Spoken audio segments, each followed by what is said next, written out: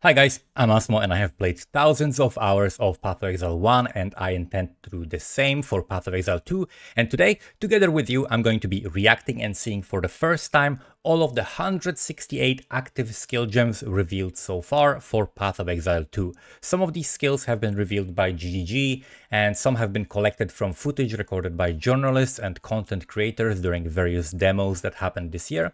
I myself was a part of one of those demos and had a chance to play the monk class, so I'll have a little bit of insight for those skills, but let's just jump right in. These are only the active skill gems, so in the next video I'll check out the supports because there's just simply so many of them. It'll be too much for one video, but let's see what we have here. Ancestral Warrior Totem. Okay, this is an attack totem AoE physical duration meta. These are the tags which, control basically what supports can affect this skill gem.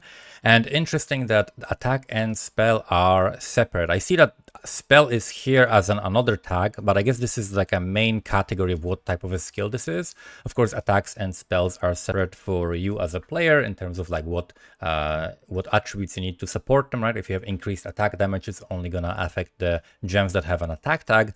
However, for monsters, attack and spell doesn't really matter. You don't need to know what they do because, like, for example, if you have block, it's no longer divided into spell block and attack block, but it does matter for you, like for your skills, right? So it's important to know this, very important to pay attention to. Level 13, so we have like different levels here depending on like when the screenshot was taken or how it was revealed. So it's interesting. It's gonna be a little bit hard to judge the mana.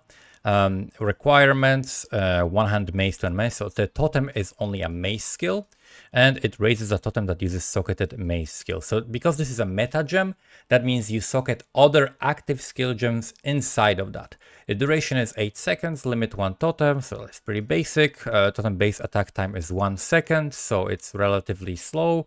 Totem uses its own weapon. Okay, totem uses its own weapon dealing this base physical damage. Okay, so that's very interesting. So it doesn't use your weapon. It's kind of like a spell more than an attack in that sense, right? So it seems like it scales well with levels, but it's very interesting. Like, so it uses the base damage of the totem itself, and it only cares about like the mechanics of the skill that you're using, right? So the mechanics of the skill you're using are gonna matter, but this not really, right? It's very interesting. It's like we're gonna need some details on how it's gonna work with damage effectiveness, because if the attack time is 1 second, if you take a skill, for example, that is very slow, but it's compensated for not by damage, but like by massive AoE, for example, then this could be good for that, right? Because the base damage is going to be the same, the attack speed is going to be faster, and yeah. So this is very interesting. Different way of doing totems. Like totems in POE1 work a little bit differently.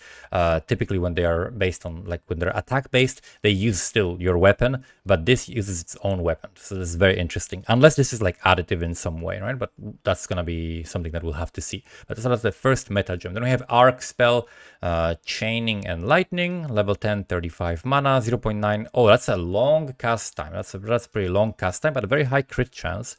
So it deals 14 to 81 at level 10. That is very low on its own.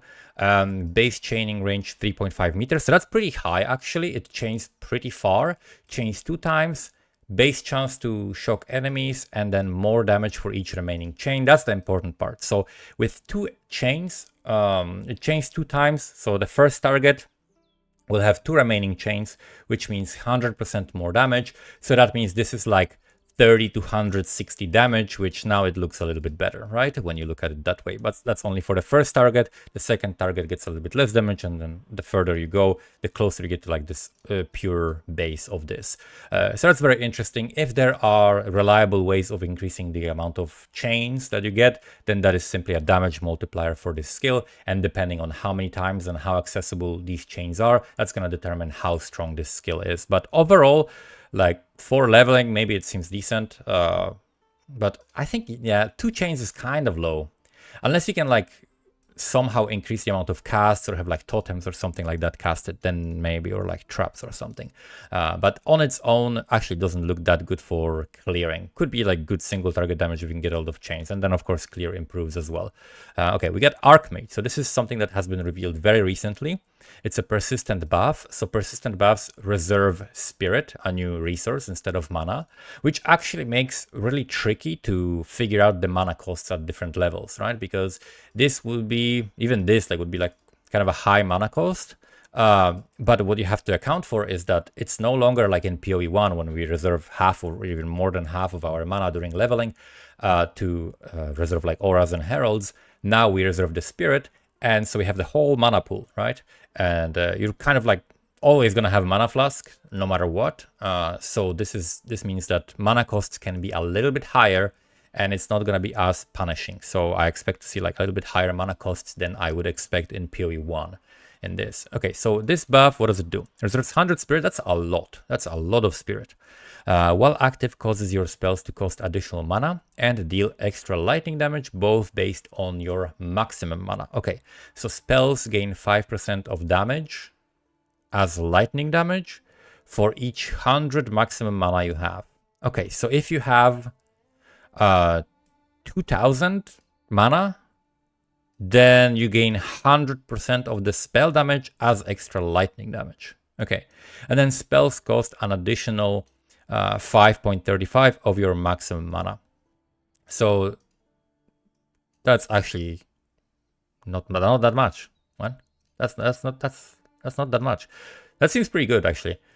For skills, especially like if you can ignite with any type of damage, if something like that exists in PoE2, this would be good for that, right? For like big hits that you don't need to do very often, but you just cast every now and then so that you can recover the mana in between. And for something like that, just looks pretty strong. Looks like a strong aura. It does reserve 100 spirit though, of course, right? Which is the main cost of this.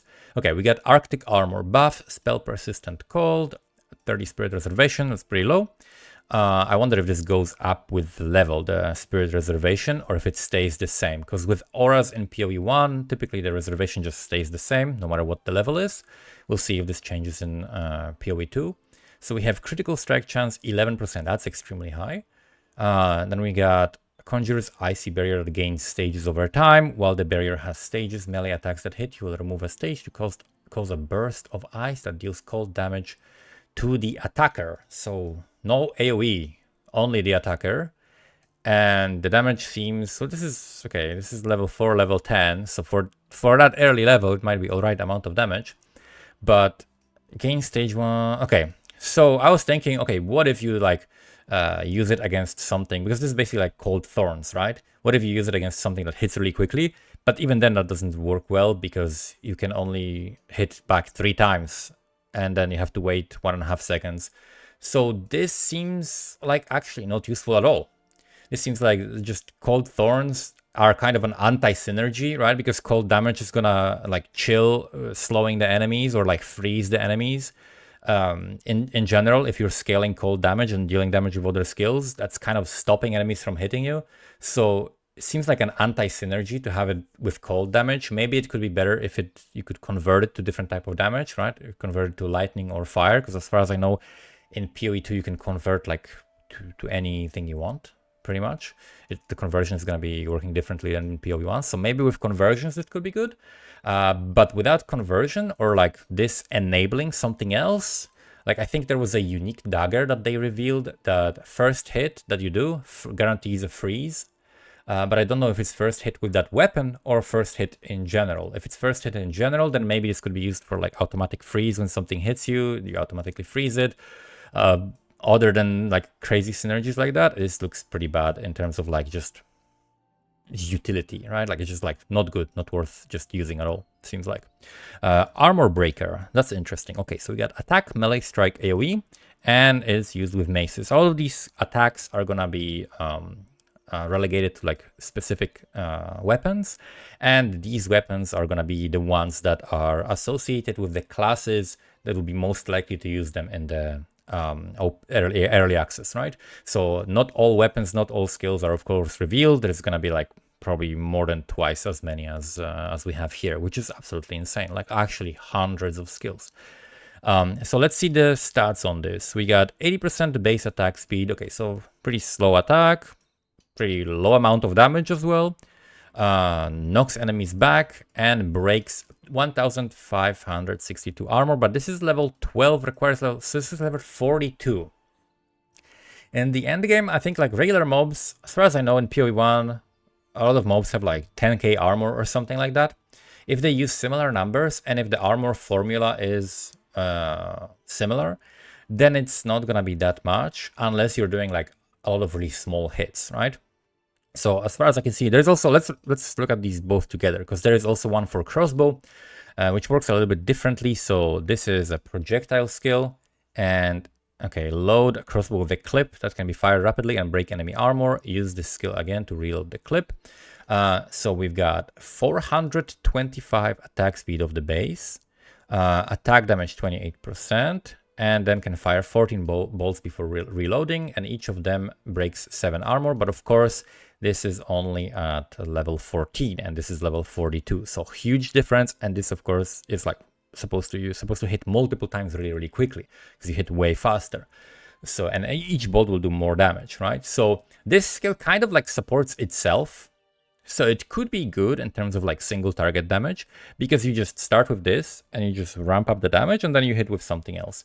Because I was gonna mention that armor, if the armor formula in PoE2 works the same way or similarly to PoE1, then the breaking armor is going to be most useful for skills that hit really quickly and do smaller hits.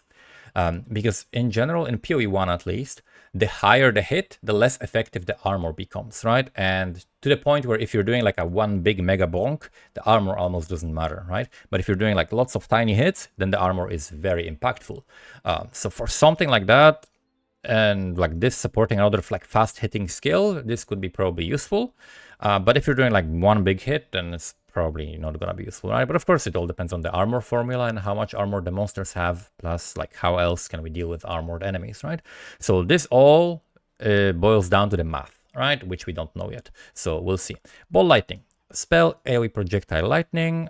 This has been also revealed recently. So you're shooting a slow moving projectile. It'd be interesting to see like projectile speed here, but we can't. Slow cast, high crit again. Hits enemies in every 0.2 seconds. 750% more chance to shock.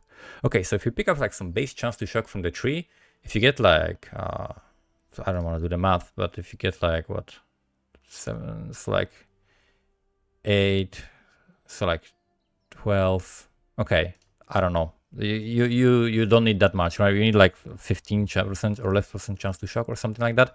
You need a low amount of chance to shock to be like 100% chance to shock. So that's pretty cool. So this could be used potentially for like a setup that's gonna shock the enemy, and then you use something else, right? It does hit like pretty rapidly. It's not big hits, but in PoE2, shocks can be inflicted by stacking hits, right? So you don't need to do any more like one big hit to inflict the ailment. You can actually stack it from smaller hits. So this should be like actually really good for that in that sense. So you could just set it up for shock and then you hit with something else that doesn't have that chance to shock but does more single target damage, right?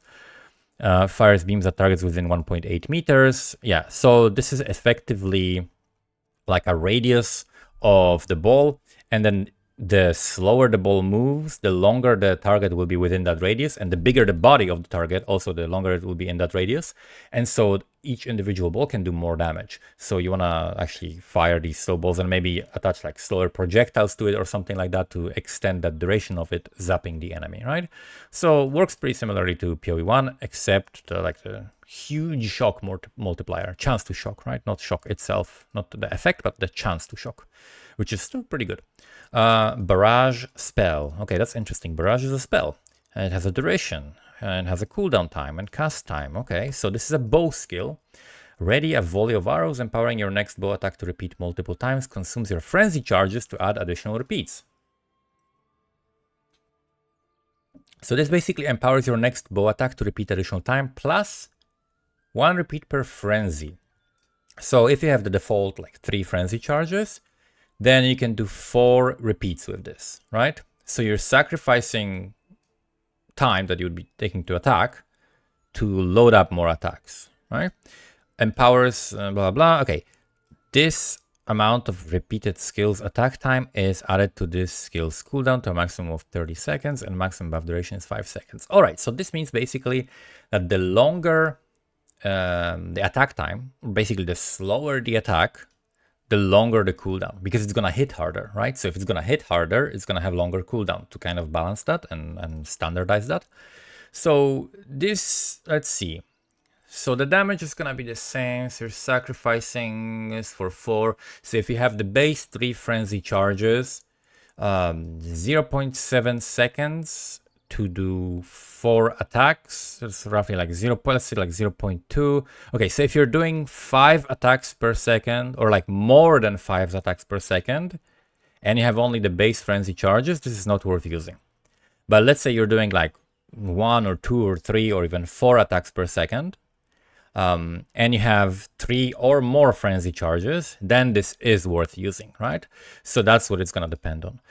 So typically, because you have also a lot of other skills that you can use, you're no longer relying on just one skill to do your damage or your maximum DPS, then it is worth to probably link this with some like slow hitting skill, so that and like stack frenzy charges with a fast hitting skill, right? So you will have one skill that really you hit really quickly, and you stack frenzy charges, and then you use this and use this slow hitting skill, and you get as many repeats as possible. And it doesn't matter that you have the cooldown, because during the cooldown you're just gonna use other skills, right? But the single attack time and the single cast time that you're gonna use is gonna give you the most bang for your buck in terms of like DPS, right? So you want to use like slow hard hitting bow skill. Like, I don't know, if maybe it's going to be like Rain of Arrows or like something like that, like some kind of not artillery ballista, like the other similar fire skill. So anything that is like slower and hits hard, and then you're going to add multiple volleys to that one attack. So this seems actually really useful for the slower hitting attacks. And the cool thing about POE2 is that there will be space for those, right? Because no matter what, you can still also use the fast hitting attack. So it doesn't really cost too much other than just the gem slot, which I think you'll have enough. Okay, now we have Barrier Invocation. It's a buff, it's a meta skill. Okay, and we reserve it for 60 spirits. So that's interesting. What is this? Casting the skill once activates it, causing it to gain energy when your energy shield is damaged by hits. Okay. And then casting again once sufficient energy is gathered will consume the energy to trigger socketed spells. When hit, gain 1 energy for each 5 energy shield lost to damage taken. Maximum energy is 500. All right, so you press it to activate it. I wonder if you have to do it every time after using the skill. I hope not. But okay, so you cast it to activate it, and then you take damage on your energy shield, if you have energy shield, obviously. And then once you take enough damage, which we don't know how much it is actually, we know the maximum, but what is the sufficient energy? Do you need to reach the max? Because if you need to reach the max, then let's see. So for one energy for 5 energy shield lost, so you need to do this times 500. Right? So 2,500. So if you lose 2,500 energy shield, then you can cast this to cast whatever skills are linked to it. Okay, so that is interesting. I wonder how impactful that will be. It seems like this on its own, like to just manually use, is not gonna be good. But if you could set up some kind of a like word loop like setup where you make your character take damage on purpose and then automatically cast this, right? Then you could just like repeat that and make it cast damage, right? This could be like useful for setup like that. Other than that, I don't think like casting it on its own is going to be good enough. But if you can do some kind of like a word loop setup where you take damage to your energy shield, of course you have to recover it quickly, right? And just like keep repeating that. That could be actually a pretty cool way to use this. Bind Spectre, minion spell, level 8, level 35, captures the spirit of a defeated monster. So this is basically raise Spectre, and there is 0 details here.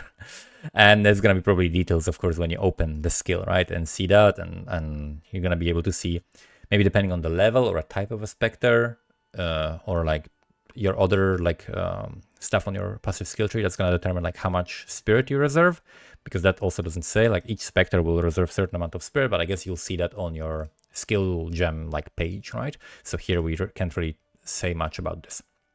Blasphemy.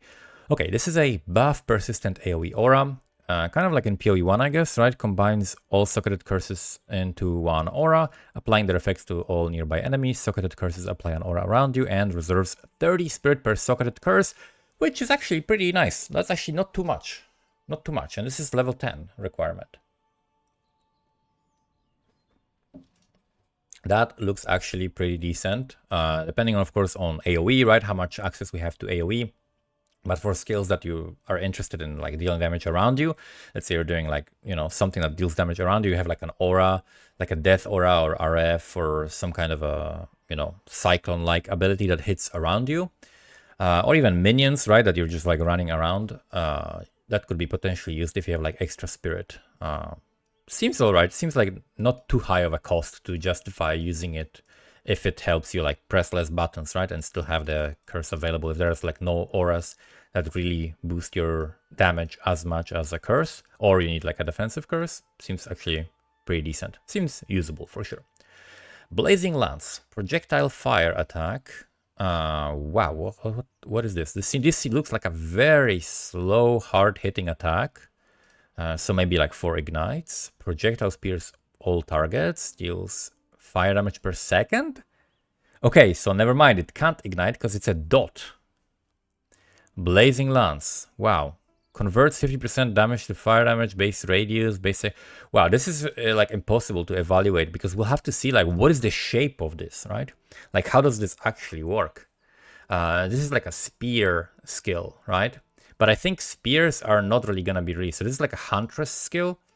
And we're not really gonna see this until much later in the early access when they release the Huntress, I think. So let's skip that for now because we really can't evaluate that.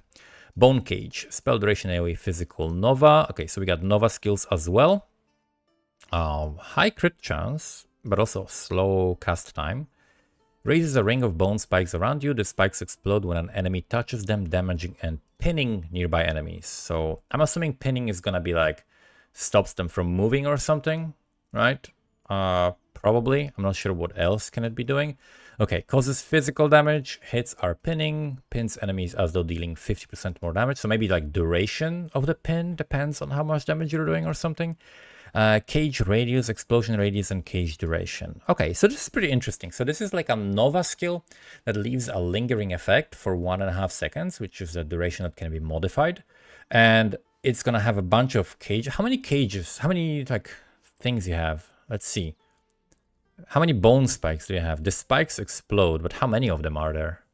That's pretty important. This doesn't say like how many spikes there are, because the spikes explode within a radius of 1.8 meter, of 1 meter, and then cage radius is 1.8 meters, which means if there is enough of them, you can get a lot of overlaps, right? So this would be like multi-hitting ability, especially if like a bigger monsters or like multiple monsters run into them. Seems like actually pretty decent skill. And it seems nice for clear because you can be running, leaving this, and then monsters chasing you will run into it and take damage. And you don't necessarily have to hit them and be like right next to them, right? You can just be somewhere, hit it, and then run, and they're gonna run into it. So that seems actually pretty useful. Seems like definitely a usable skill. Mechanically, I like the idea. It's something definitely new to PoE, but it seems like depending on like the radius and how the AoE will interact with increasing this radius versus this radius, could be actually like some AoE breakpoints for like maximum overlaps involved in this to make this actually do a lot of hits at the same time. Seems pretty cool. Next, we have Bone Offerings. I think offerings in general will work very differently than in POE1. So this is a spell buff, duration AoE physical. It has a crit chance. What?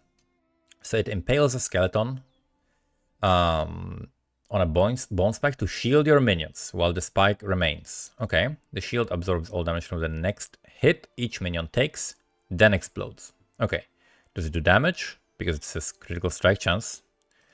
The explosion, does it do damage? Let's see. The bone spike itself, a minion and shields itself. If it dies, shields your other minions. this on your other minions disappear. This is written very weird. There might be a mistake, or I'm having a stroke right now, but this is very difficult to read. But limit 1 bone offering spike. Spike duration is 5 seconds. So you're probably gonna have a ways of increasing the amount of spikes you can have for different offerings or same offerings that you multiply. And this seems like there could be 2 uses for this. One is you're fighting a boss, you're fighting a monster, and you're expecting a big AoE slam that's gonna hit a bunch of your minions, right? It's gonna hit all of your tiny little dudes and they're all gonna die. Okay, well, let's impale a skeleton, sacrifice 1 guy, put a shield on everybody, and it's gonna absorb that hit, right? Or mitigate it to a degree. So that could be one use of that. And the other use of that would be if the explosion actually deals damage, then you're stacking fuck ton of minions, like as many minions as you can, send them all on one guy to surround this guy and explode it and deal damage, right? It doesn't say the damage though. Maybe that's based on like the amount of the shield, which is based on the life of the minion or something. Who knows how that works? But if that explosion actually deals damage, that could be a use for that. Interesting, different way of doing the offerings, right? You actually are sacrificing your minion. Okay, Boneshatter attack. So this, you know, other people's favorite skill. Let's see what they did. AoE, strike, melee. 60% of the attack speed incredibly slow, damage incredibly slow, as low as a base, requires a mace. Attacks enemies with a melee strike. This strike will cause a heavy stun on enemies that are primed for stun. Okay, so you can prime enemies for a stun. Interesting. That's a status you can inflict. Upon causing a heavy stun, it will also create a shockwave, dealing a large amount of damage in the area. Does not cause stun buildup. Okay, how much damage does the shockwave do? That's the important part that is not on this skill, and that will determine whether this is viable or not. Because basically, as I understand this, you're using other skills to prime the target for a stun. And then once it's like, you know, the next hit will be a stunning hit, then you use this, right? And because you use this skill, you're creating like a big shockwave, right? So you're shattering the guy by stunning him. Interesting. Now it's like a combo skill only. You cannot spam this or anything like that. So yeah, that depends on the numbers on the shockwave and how easy it is to prime targets for a stun. Okay, Bone Storm. All right, this is interesting. So we get Bone Storm. What is Bone Storm? Channeling projectile physical AoE. Oh, maybe this is the thing we saw in all the highlights. Ooh, this is a very high mana cost. Level 14, 10 mana per second is really high. Super high crit though. Wow, that's a very high crit chance. Channel to conjure a swarm of bone spikes in the air, then release to fire them at enemies. Okay. Shrapnel lodges into enemies' hit, causing attacks against them to deal additional damage, and consumes your power charges to cause the spikes to cause much larger explosions. Wow, that's a complicated skill, actually. So we have the base damage that the spikes deal. We have the debuff that causes enemies to take damage from the next attack. So essentially, if you can guarantee the enemy being hit, such as having different minions hitting your enemies, and then you shoot the spikes at those enemies, then essentially it deals this damage plus this damage. So basically double this. And at level 14, 32 to 50 damage per spike is pretty high. This is pretty high amount of damage. And the thing is, if you have power charges, it causes much larger explosion. The question is, the spike hits, I'm assuming, a single target. Can the explosion also cause the debuff, right? Or is only the impaled enemy taking extra damage? That's another thing that this does not clarify, right? Looks actually very usable for leveling. Looks like it would be very strong for leveling. I don't think it would scale that well into the late game because it simply seems a little bit too slow, a little bit too many steps, and a little bit too, you know, too single target, unless the AoE is like huge. So it seems like really, really good leveling skill, maybe. That's what I'm getting from this. Okay, bow shot attack project.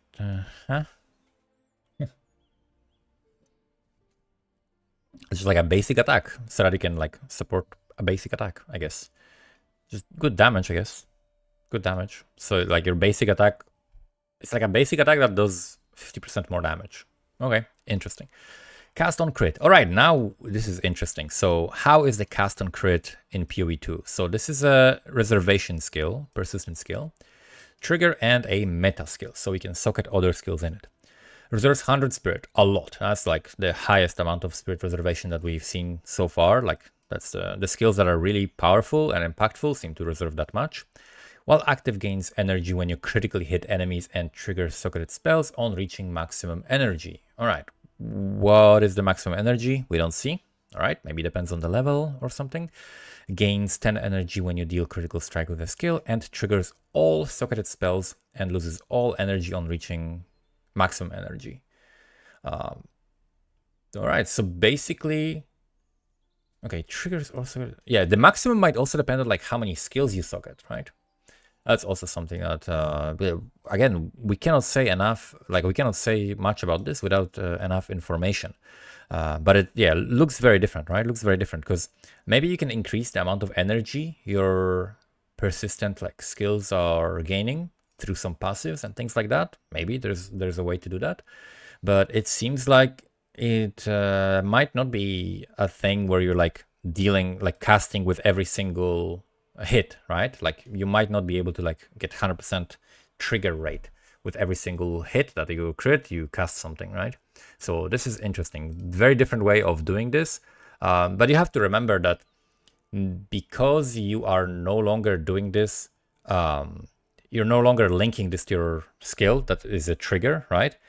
Now you're getting more support gems, right? So you can use like really fast trigger skill that can have way more supports and be way faster. And then you can also even have more supports here, right? Because well, you have the meta gem and then you have the spell itself. So yeah, I mean, all supports, you're gonna have 4 support gems for the spell that you're casting, but all of them can be dedicated to just dealing more damage, right? As long as it doesn't like affect the energy, right? So that's another thing that's gonna be interesting to see. So a very different take, but it seems like just like a thing you can add to your build if you're already critting a lot, right? So interesting, very different way. So it's probably not gonna be like just pure cast on crit build. It's just gonna be build that crits a lot and then casts extra things every now and then. Cast on freeze. All right, we got cast on freeze, ignite, melee kill, melee stun, cast on minion death, cast on shock, cast while channeling. Okay, so those are all like trigger meta gems. Let's try to review them together. So 60 spirit, 60 spirit, 50, 50, 30, 100. Wow, cast on shock 100. Okay. So with these gems, one thing that I would like to know is, will they trigger if the debuff is already on the enemy? Such as we have an enemy that is frozen already, and I'm hitting him with a hit that would freeze him again. Does it trigger again, right? Or does it not? Does it wait for, do you have to have it expire? That's a thing that we would have to know. So let's see, 60 spirit, gain energy when you freeze enemies and trigger certain spells on reaching maximum energy. Increased energy generated. Okay, so this is a stat in the game. So this could be on a passive tree, right? Or on items maybe even. So we gain 100 energy when we freeze an enemy with a hit from a skill, once per skill use. Okay. So if you're using like an AoE skill, only like, you know, one hit on one enemy will count for the energy. So it wants you to incentivize like using multiple skills and not just like something that hits many times. Trigger all socketed spells and lose on energy when reaching maximum energy. Has 10 maximum energy per 0.13 seconds of base cast time of socketed spells. Okay, so this is something that was missing on the cast on crit. So 10 max energy per 0.13. Okay, so if your socketed skills have 1.3 seconds cast time, then 1 freeze equals 1 cast. So you're looking for let's say two skills that have, like, let's say one has 0.6 and one has 0.7 cast time, but those would be like pretty fast skills, right? Or simply use a skill that has like, you know, 1 second cast time and just have one of them, and, you know, every freeze will give you that. But this increase, does it actually count? This can also maybe increase with levels, right? So like if this is not calculated here yet, which would mean that you're gaining 126 energy. So I would assume like at higher level, this could go to like 30%, and that would mean you're getting 130 energy, right? So you're getting 130 energy, so you could increase this, which means you could suck 2 spells. But it would probably be better to have like just one skill and like a lot of supports. And one usage for this, like one use case that I can see for this would be if you're fighting bosses and you have a specific skill, which I know that they exist, that deals more damage to frozen enemies, you could automatically cast that skill on this, right? So that would be what you trigger with this. Basically, whenever you freeze a target, you're gonna cast this extra skill that does extra damage to frozen enemies, right?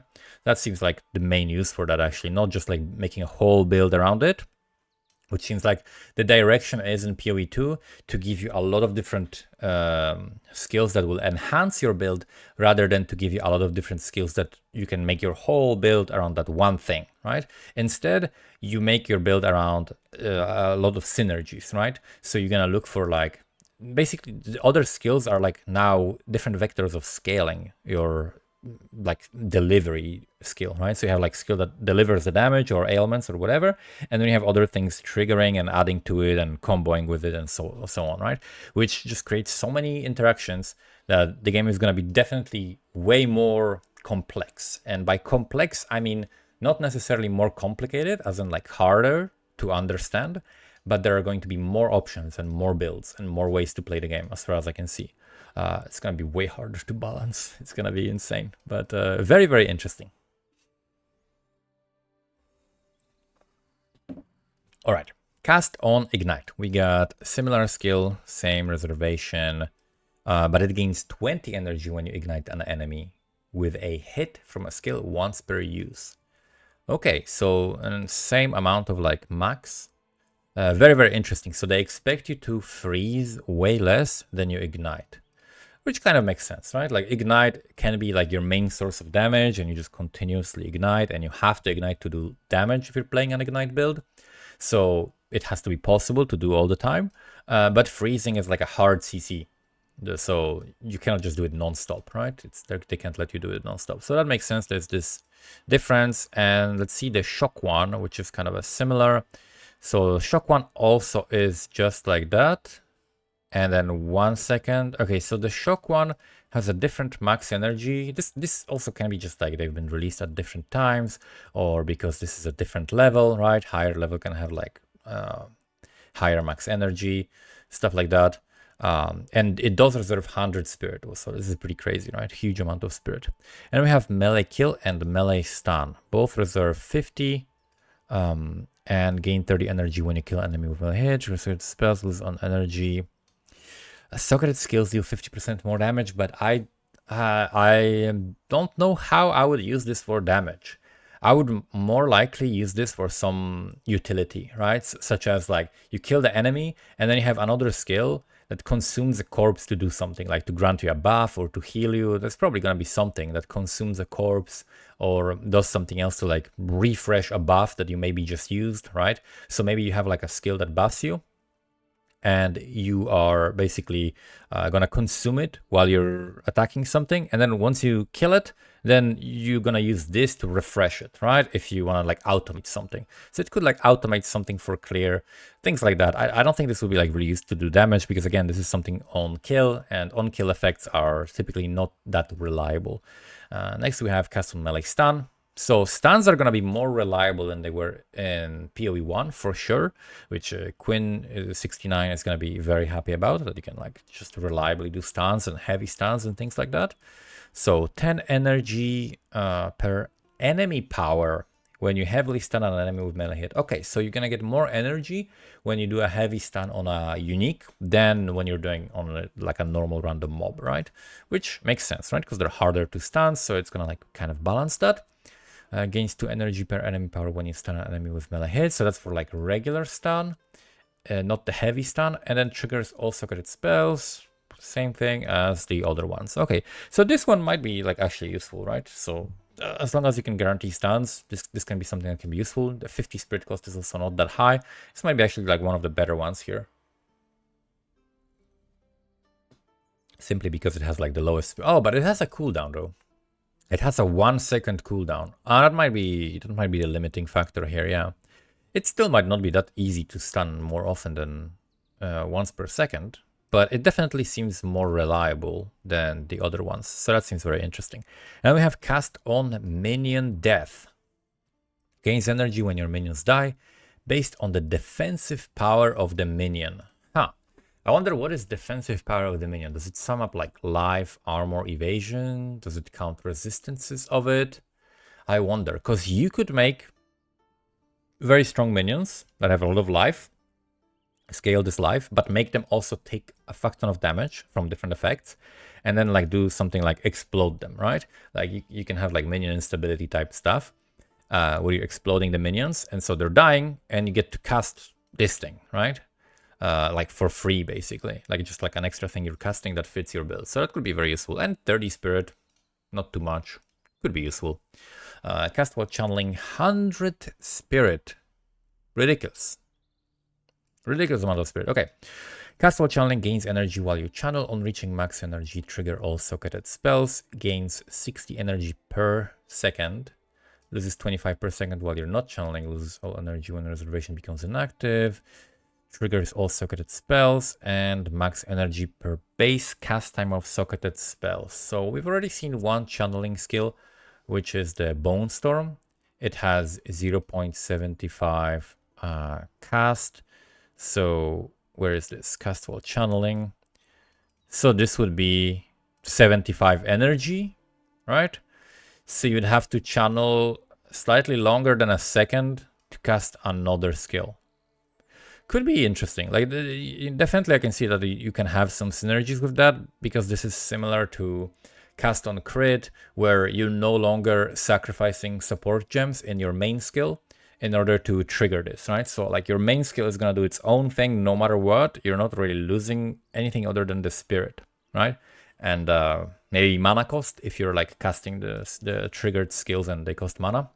But other than these requirements, in terms of like damage multipliers, you're not losing anything else, right? I mean, you're losing one aura, I guess, right? At least from the spirit.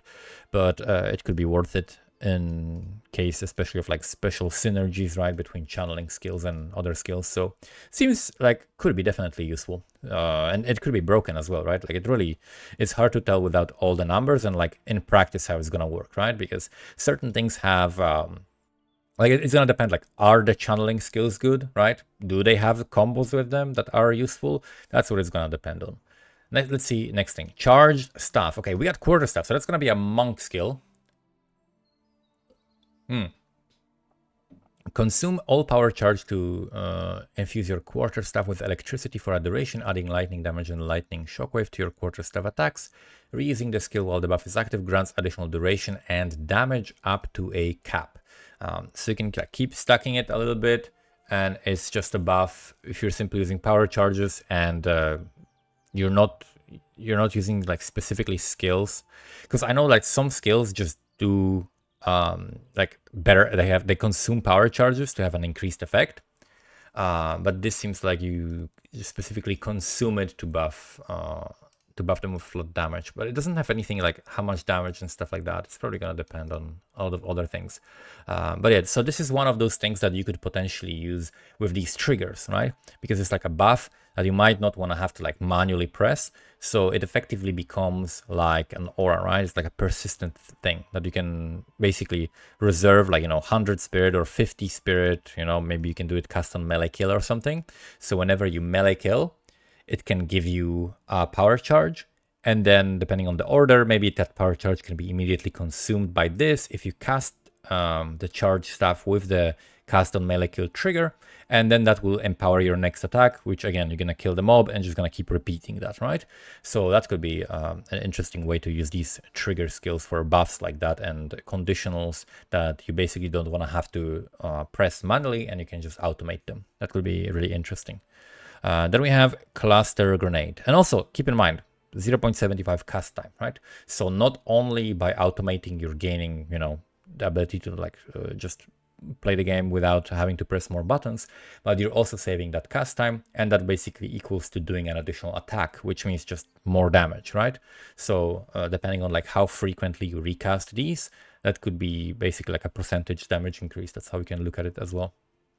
Cluster grenade, attack projectile, fire duration, crossbow. So this is gonna be very interesting for me because I Probably I'm going to start with the mercenary and with crossbows, because I really love crossbows. Crossbows are like one of my favorite weapons in terms of like fantasy weapons and medieval weapons and things like that. I really like the idea of crossbows. And I like ranged playstyle. I'm gonna try to make a really quick character, like fast character that can also like rip bosses really quickly, right? So that's gonna be like my idea, to experience the different bosses and bossing mechanic and bosses in the maps. So I think crossbows are and mercenary is gonna be pretty good for that, from what I've seen. So let's look at this. AoE projectile fire duration, attack speed, pretty slow, cooldown 10 seconds. Mercenary does get cooldown reduction, so it's going to be a little bit lower. Maybe we can get it to like 8 seconds or something. Attack damage 155, fire bouncing grenade that explodes when its fuse expires, throwing out a nova of smaller grenade that also explode after a further duration. So converts 20% of fizz to fire. It's a very low amount. Not sure really what's the point of that. Maybe there's a way to like inflict ignite and then you deal more damage with all types of damage to ignited enemies or things like that. I don't know what would be the point of that. It does bypass armor, I guess, but it does run into resistances. So it doesn't seem like a good idea that it's actually 20% converted. Explosion radius is pretty high and fuse duration is also pretty high, but as far as I know, you can reduce that, right? You can make grenades hit faster. Interesting that it doesn't have a grenade tag. It only has that in the name. And I think there is like grenade skills passives on the skill tree. So that's going to be interesting. Maybe they're going to add it. Maybe it just doesn't have it yet here, but maybe they're going to add it. Next, we've got Cold Snap, which is AoE cold spell. Cast time 0.4. Oh, that's pretty quick. That's very quick and high crit. All right, we like this. Shatters a frozen enemy, dealing a large amount of cold damage in a small area. Can be used on Frostbolt to detonate it, causing Cold Snap to trigger on all frozen enemies near it. Deals this damage, base explosion radius 0.7 meters. So yeah, pretty small radius, very high cast time. Shatters a frozen enemy. It doesn't say that it unfreezes the enemy. So if you can increase the duration of the freeze, maybe you can get multiple of those inside of the freeze, right? Very interesting. For this amount of, for level 5 skill at level 14, this is a huge amount of damage. This is a really high amount of damage. So definitely gonna be used. Like, I feel like this is definitely like a must use with this amount of damage. Like level 14, what? Like, we're definitely using that. So Cold Snap, definitely a skill to look for and incorporating into your like cold damage builds that freeze things. Very good damage, seems like. Okay, Combat Frenzy. 30 Spirit Persistent buff. What does it do? While active, grants you a frenzy charge when you freeze, electrocute, or pin an enemy. This can only occur once every few seconds. So this is every 6.3 seconds. I don't know if cooldown reduction affects this. But again, you're not going to be freezing people that often. So if you just need to maintain the charges for something, very interesting. I wonder if there is so like frenzy charges, power charges, and endurance charges. They are very different in POE2. They empower and change so many different skills, so it's going to be very interesting. The charges are definitely going to be a fun system to play with, but again, we have to know a little bit more about them to figure it out, right? You have to know like all the skills, that effects, and so on. But okay, so we get 30 reservation to get some source of frenzy charges if you're inflicting these ailments. Okay, it's good to know that this exists at least. Next, we have Comet. All right, we got a Comet AoE cold. It's a cold spell. It's actually not a fire spell. It's not a physical spell. It's a cold spell. Very interesting. Slow cast time, decently high crit, and pull a massive icy chunk from the air, dealing high damage to the targeted location. Targeting close up will cause you to float back as you cast. Oh, we've seen this from the Sork showcase. Okay, so this is the Sork showcase spell. It deals a bunch of damage. It has 100% chance to freeze.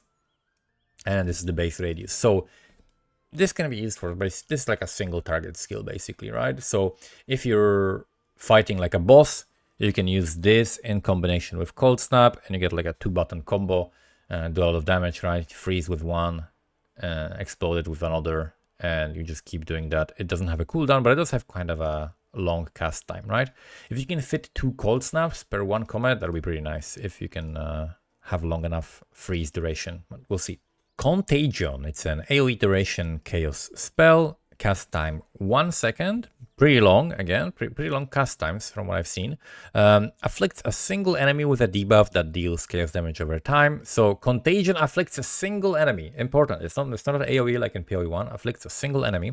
If the enemy dies while affected, it and all other chaos damage over time debuffs spread to nearby enemies and refresh their durations. This is actually crazy. That's actually crazy. Because that means, as far as I can understand, that it would work on poison, right? Because poison is a debuff that deals chaos damage over time, right? Like ailments are debuffs, right? So that's very interesting. So if you have other damage over time spells and poison, as far as I can understand, like this might be wrong, right? But it seems like poison can also be spread by it, which is crazy. That's really cool. And refresh their durations as well, right? Like that's insane. Okay. Reanimating and detonating a corpse affected by contagion. What? Excuse me? Reanimating or detonating. Excuse me. All right. So if you're all right. Affected by contagion will cause the minion or explosion to spread contagion on hit. Huh. So I'm assuming that contagion, what's the duration? Radius, base damage per second, spell damage applied to damage over time. 5 seconds. Okay, so I'm assuming like if you kill an enemy with this and it dies, let's say in 3 seconds, and there is no immediate monster next to it, right? And then within 1 second another monster comes in to the range, you could explode it. And then that explosion will still have 1 second of the debuff left, because the corpse will still have 1 second of the debuff left, right? And then you spread it on that. So you can use it with like DD, like detonate dead, or you can use it to like summon a minion, and then that minion is gonna, you know, run around and spread this for the duration as well. So it seems like you do want to stack skill effect duration with this. Wow, this is like huge. This is crazy. It seems like really a lot of different combos are going to be possible with this, right? Because of this thing, right? Like reanimating corpses and detonating corpses can be used with that. And it also spreads all chaos damage over time debuffs, not just essence drain, right? Because in POE1, essence drain is spread by contagion, and then there is also like blight being able to spread by contagion with like different transfigured gems. But here, like all chaos damage over time debuffs, which seems to be crazy in terms of like different possibilities. And the infection radius 1.7 meters, pretty low radius. That's the main drawback of this, I guess. So pretty low radius. So it actually does incentivize you to kind of have like a minions running around and just like keep resurrecting minions, and they just charge at enemies and spread the disease. Very interesting. And also will cause the minion to spread contagion on hit. Oh, so the minion has to hit. All right. So the minion can get up and like run at something and has to hit it. All right. So that's an important detail actually, that it has to hit either the minion or the explosion. Okay. Dark Effigy. Spell, AoE Totem Chaos, Duration Projectile. That's a lot of tags. Raises a totem that bombards enemies afflicted by chaos damage over time debuffs. Okay, well that's a combo. There we go. We get a combo. So this basically shoots at targets that have some chaos damage over time debuffs, and it can increase your single target damage, right? So this is something you would use if you're doing chaos damage over time and you're fighting a boss. You set that totem up next to the boss and you apply your debuffs, and the totem just does extra damage with the hits.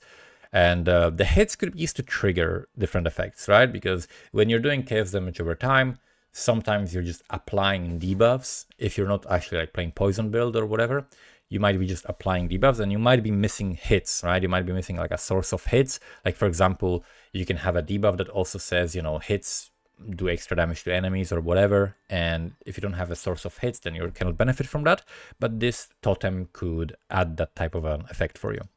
Next, we have Defiance Banner. So this is an AoE, basically persistent buff. While active, killing enemies with attacks or standing near a unique enemy generates Valor. Using this skill consumes valor to place an inspiring banner with an aura that grants you and nearby allies armor, evasion, and movement speed while the banner lasts. Banner cannot gain valor while placed, and you cannot place banner while you already have a banner placed.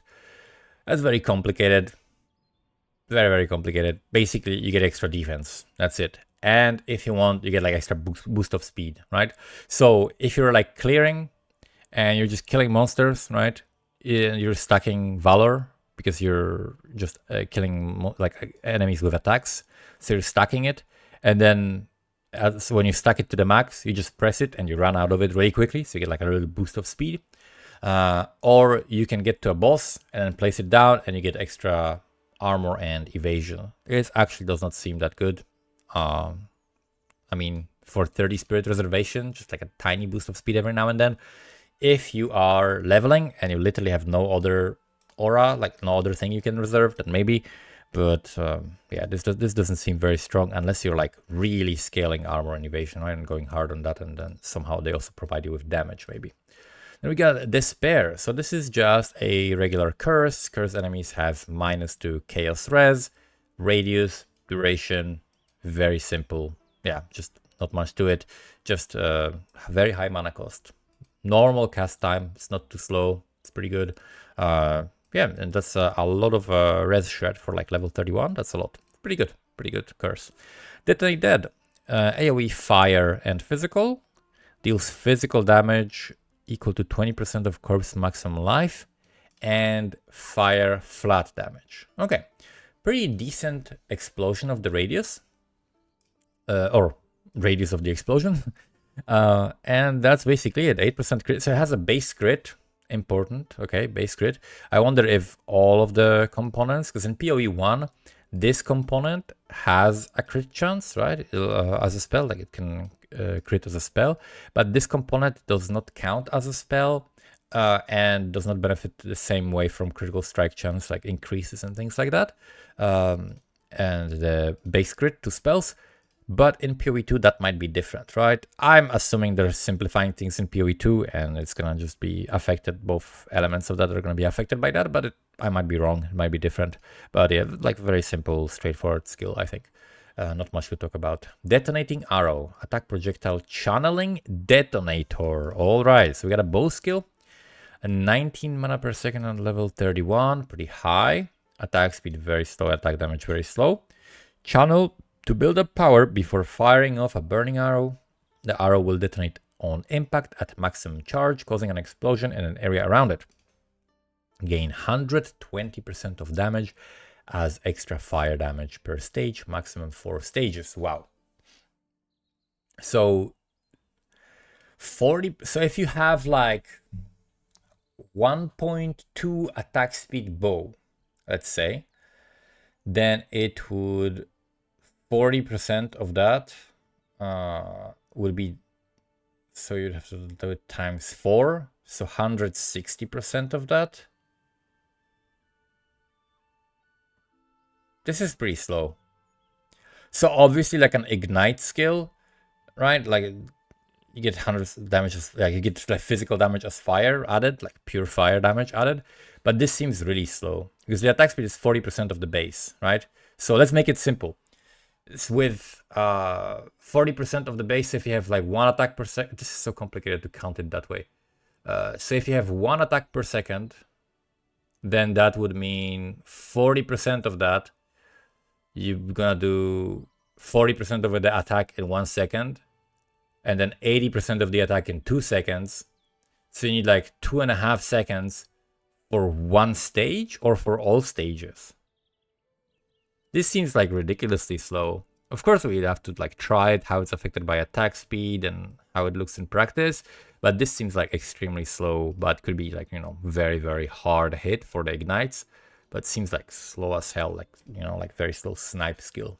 But okay, I don't know why it says detonator as well. I wonder like why that's a tag. Interesting.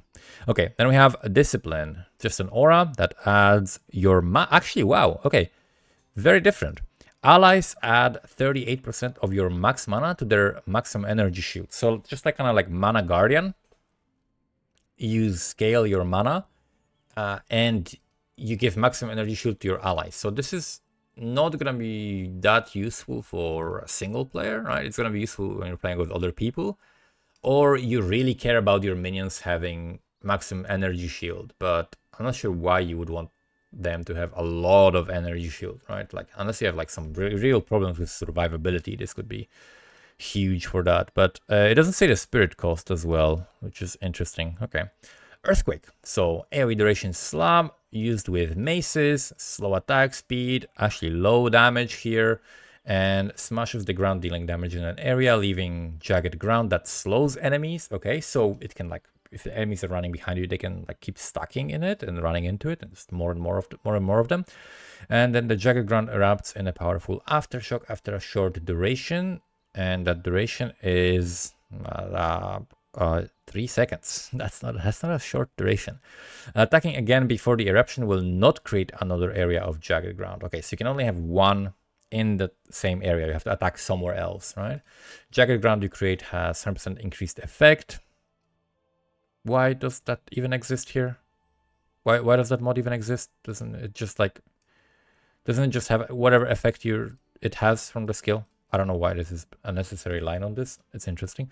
And then the duration is 3 seconds. Impact radius, jagged ground radius, 2.2 meters. It's not too big, it's not too small, but the duration is very long. So it seems pretty clunky. I don't think, other than like, single target, it would be that useful. Yeah, I'm not sure how you would like scale this to do a lot of damage. This doesn't seem like to do a lot of damage at all. Unless the explosion has like different numbers, right? But if the explosion just like repeats this, then that seems like pretty bad actually. But we'll see in practice. Earth Shatter. Okay, we got AoE slam, duration melee. Pretty slow attack speed, pretty low amount of damage. We've got maces only, slam the ground, sending out a fissure. So a single fissure that deals area damage to enemies it passes under, and thrusts a spike from the ground when it ends. War cries or other slams will explode that spike, right? Maximum 5 spikes. Spike duration is 6 seconds. Deals damage along the fissure path and in a 1 meter radius around the emerging spike. So I guess the goal, if you can target where the spike goes, right, like where your cursor is to just keep smashing that on top of a boss or whatever, right? And you can also war cry to make it explode or just hit it again. We'll see. Like, that might be cool depending on like how big the AoE is, but 1 meter radius around the spike depends how big the spike is, right? Is this spike a point, right? And it's 1 meter radius around it, or 1 meter radius around the outside radius like of the spike, right? That's gonna also determine like how big the AoE is, and in effect how comfortable and good this skill is going to be. Electrocuting arrow. So we've got an attack, projectile, lightning duration, bow, slow attack speed but high damage, and this makes you leap forward into the air and fire down. Hitting an enemy will attach an electrocuting rod to them, causing all incoming lightning damage to apply electrocution. This rod is removed when the enemy is next electrocuted. Okay, so electrocution, as far as I know, is basically like a stun, but with lightning damage, right? It's just like different ailments, scales differently, different sources, but it's kind of like a stun. So this seems just like a combo enabler for electrocute stuff.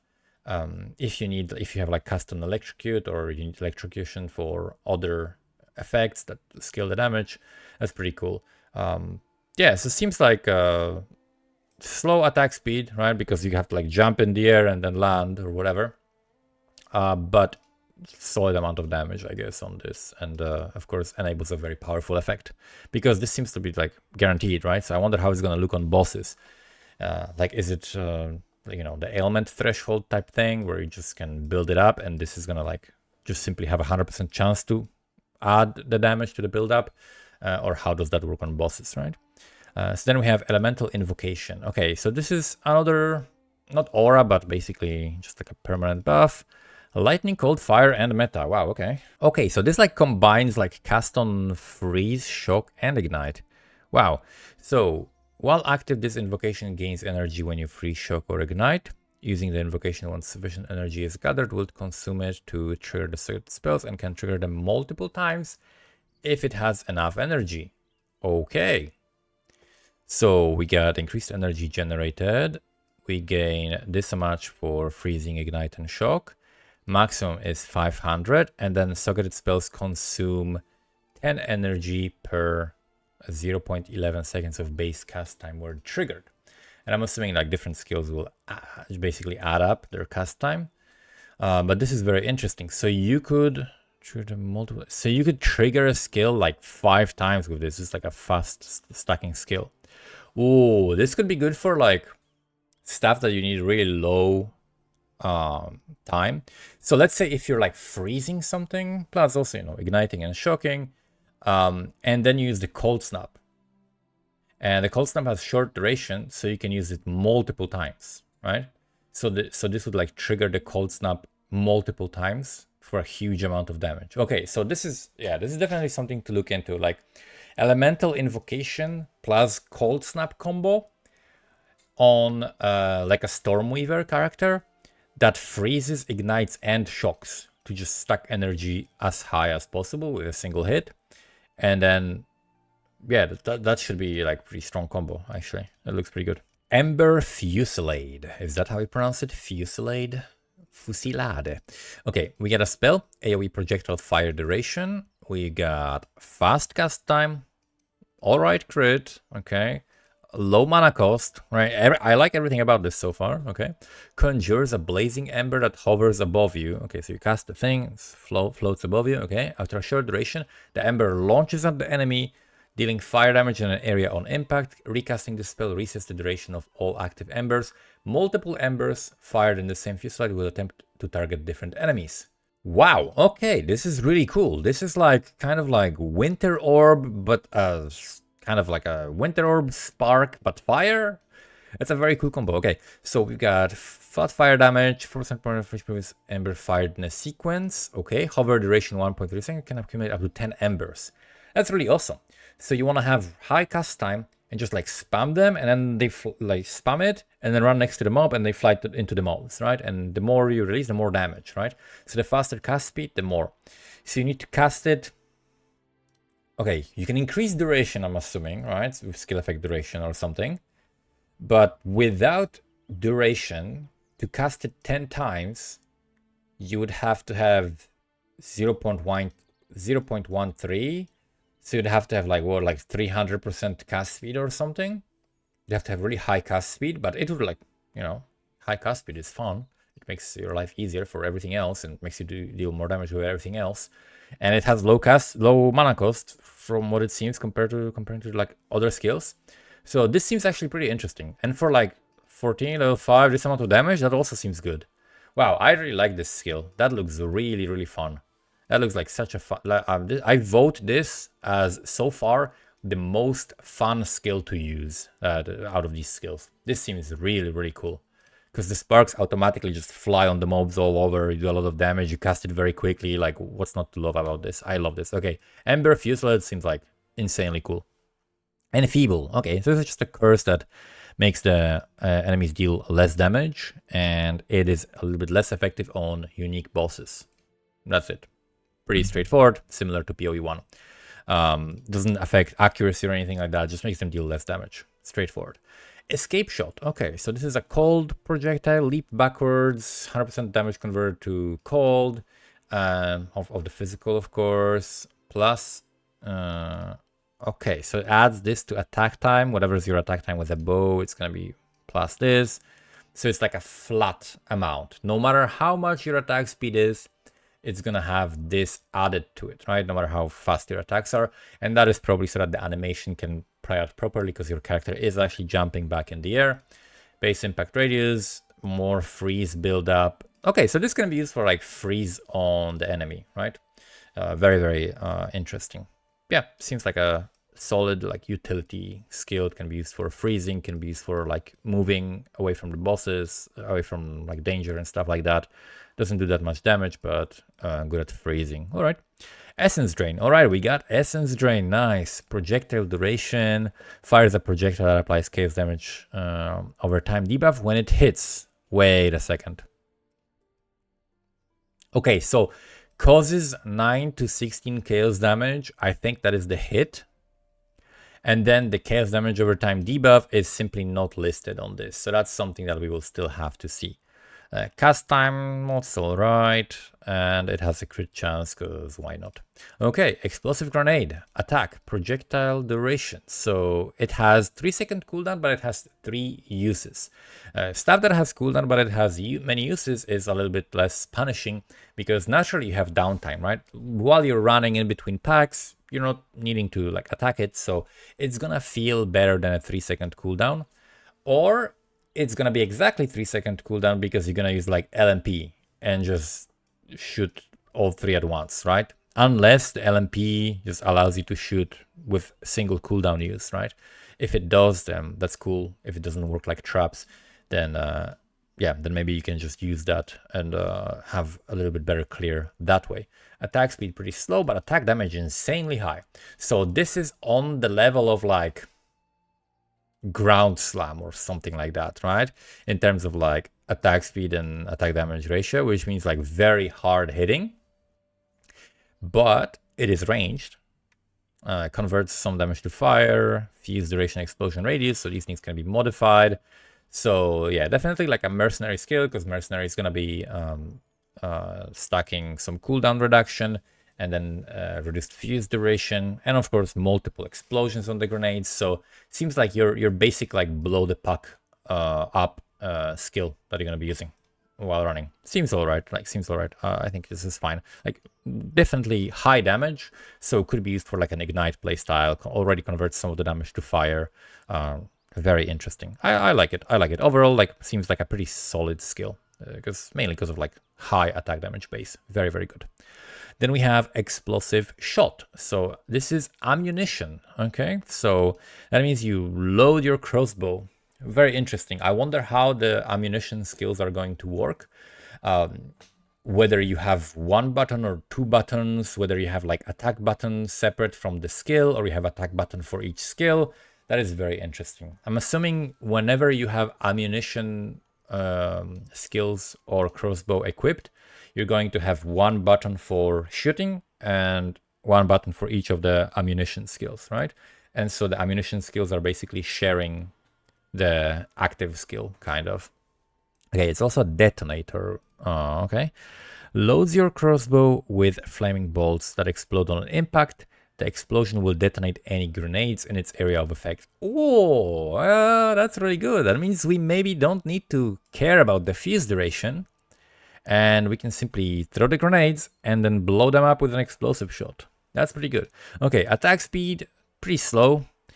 Converts 30% physical damage to fire and knocks back enemies. Okay, so it can be used as a knockback, converts some damage. All right, interesting. It's good that there are detonator skills. Okay, and they're not just like you press a button just to detonate it. You actually like shoot and deal damage as well with it. Eye of Winter. We get a projectile spell, cold damage. Oh, that's a very high mana cost, although it is level 52. Fires a single projectile that does not hit enemies, and it constantly releases shard projectiles in a spiral, plus an extra burst of shards at the end. So it's going to be like blah, blah, blah, blah, blah. Okay.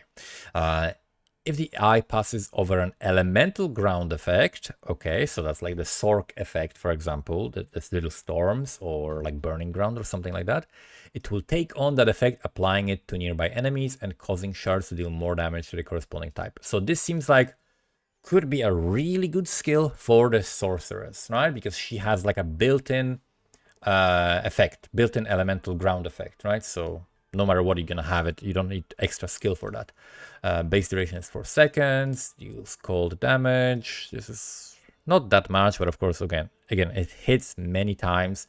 Has very high crit chance as well. Fires 8 shard projectiles in a spiral when the projectile ends, and modifies the number of projectile only applied to the final spiral. Ooh, it also inflicts critical weakness on hit. Definitely Sork spell. This seems like, wow, this seems like it's gonna be like the main Sork spell. If I was playing Sork and I wanted like a safe skill to try out, I would try to use this and just go crit, right? Because you have modifiers to crit. Like whenever you crit, you spawn the elemental storm beneath the enemies, And so this just synergizes with both of those things, right? Not only it gives you more crit, so you're gonna get more of the like storms under the enemies, but also the storms are gonna buff the projectiles, right? So that seems like a no-brainer, just like a Sorok skill. Seems really strong. Then we have Falling Thunder. So that is a quarterstaff monk skill. I tried this one. Pretty slow, decent attack damage, yes. Converts 60% physical damage to lightning, more damage per power charge consumed.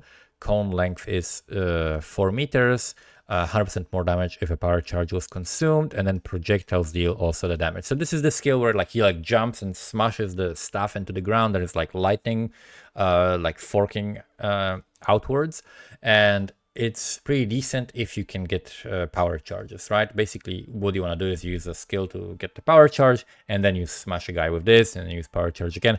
Without power charges, doesn't hit that hard, but with power charges, it feels really good. Then we have Ferocious Roar, meta skill. Ooh, that's a shapeshift bear skill. Okay, so all of these things are gonna change, I'm sure, because they're still working on the Druid. It's not gonna be released immediately in the early access. They're gonna add it pretty early into it though, like maybe, you know, a month or 2 in, or maybe 3 months in, they're gonna like add it in. So this is shape shifting you into a bear and triggers your Warcry skills at the same time. Oh, that's interesting.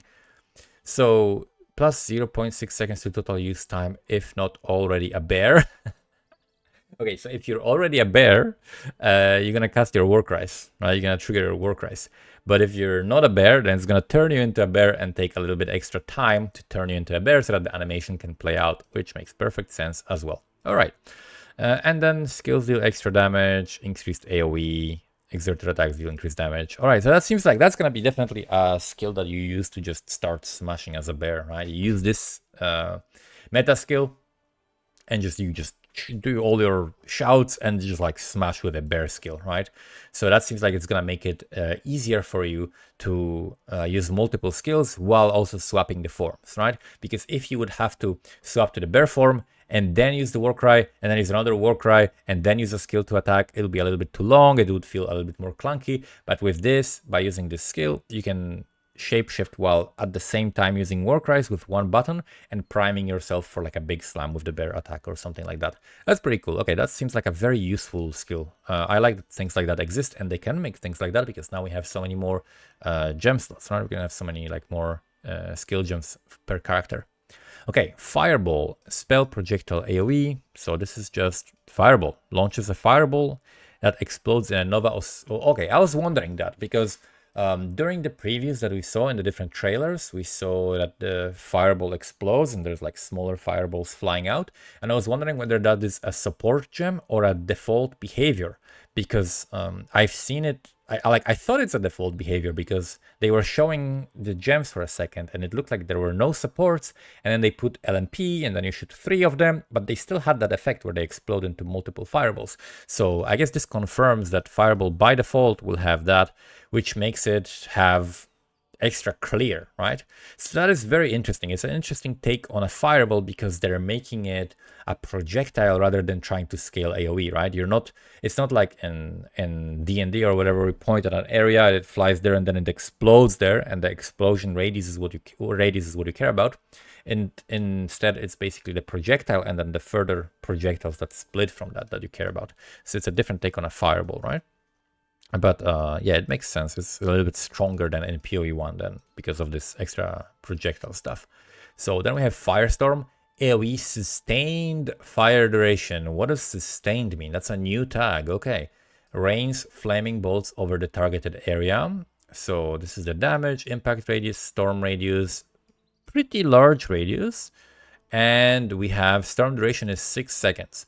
1 impact every 0.1 seconds and limit to 1 firestorm.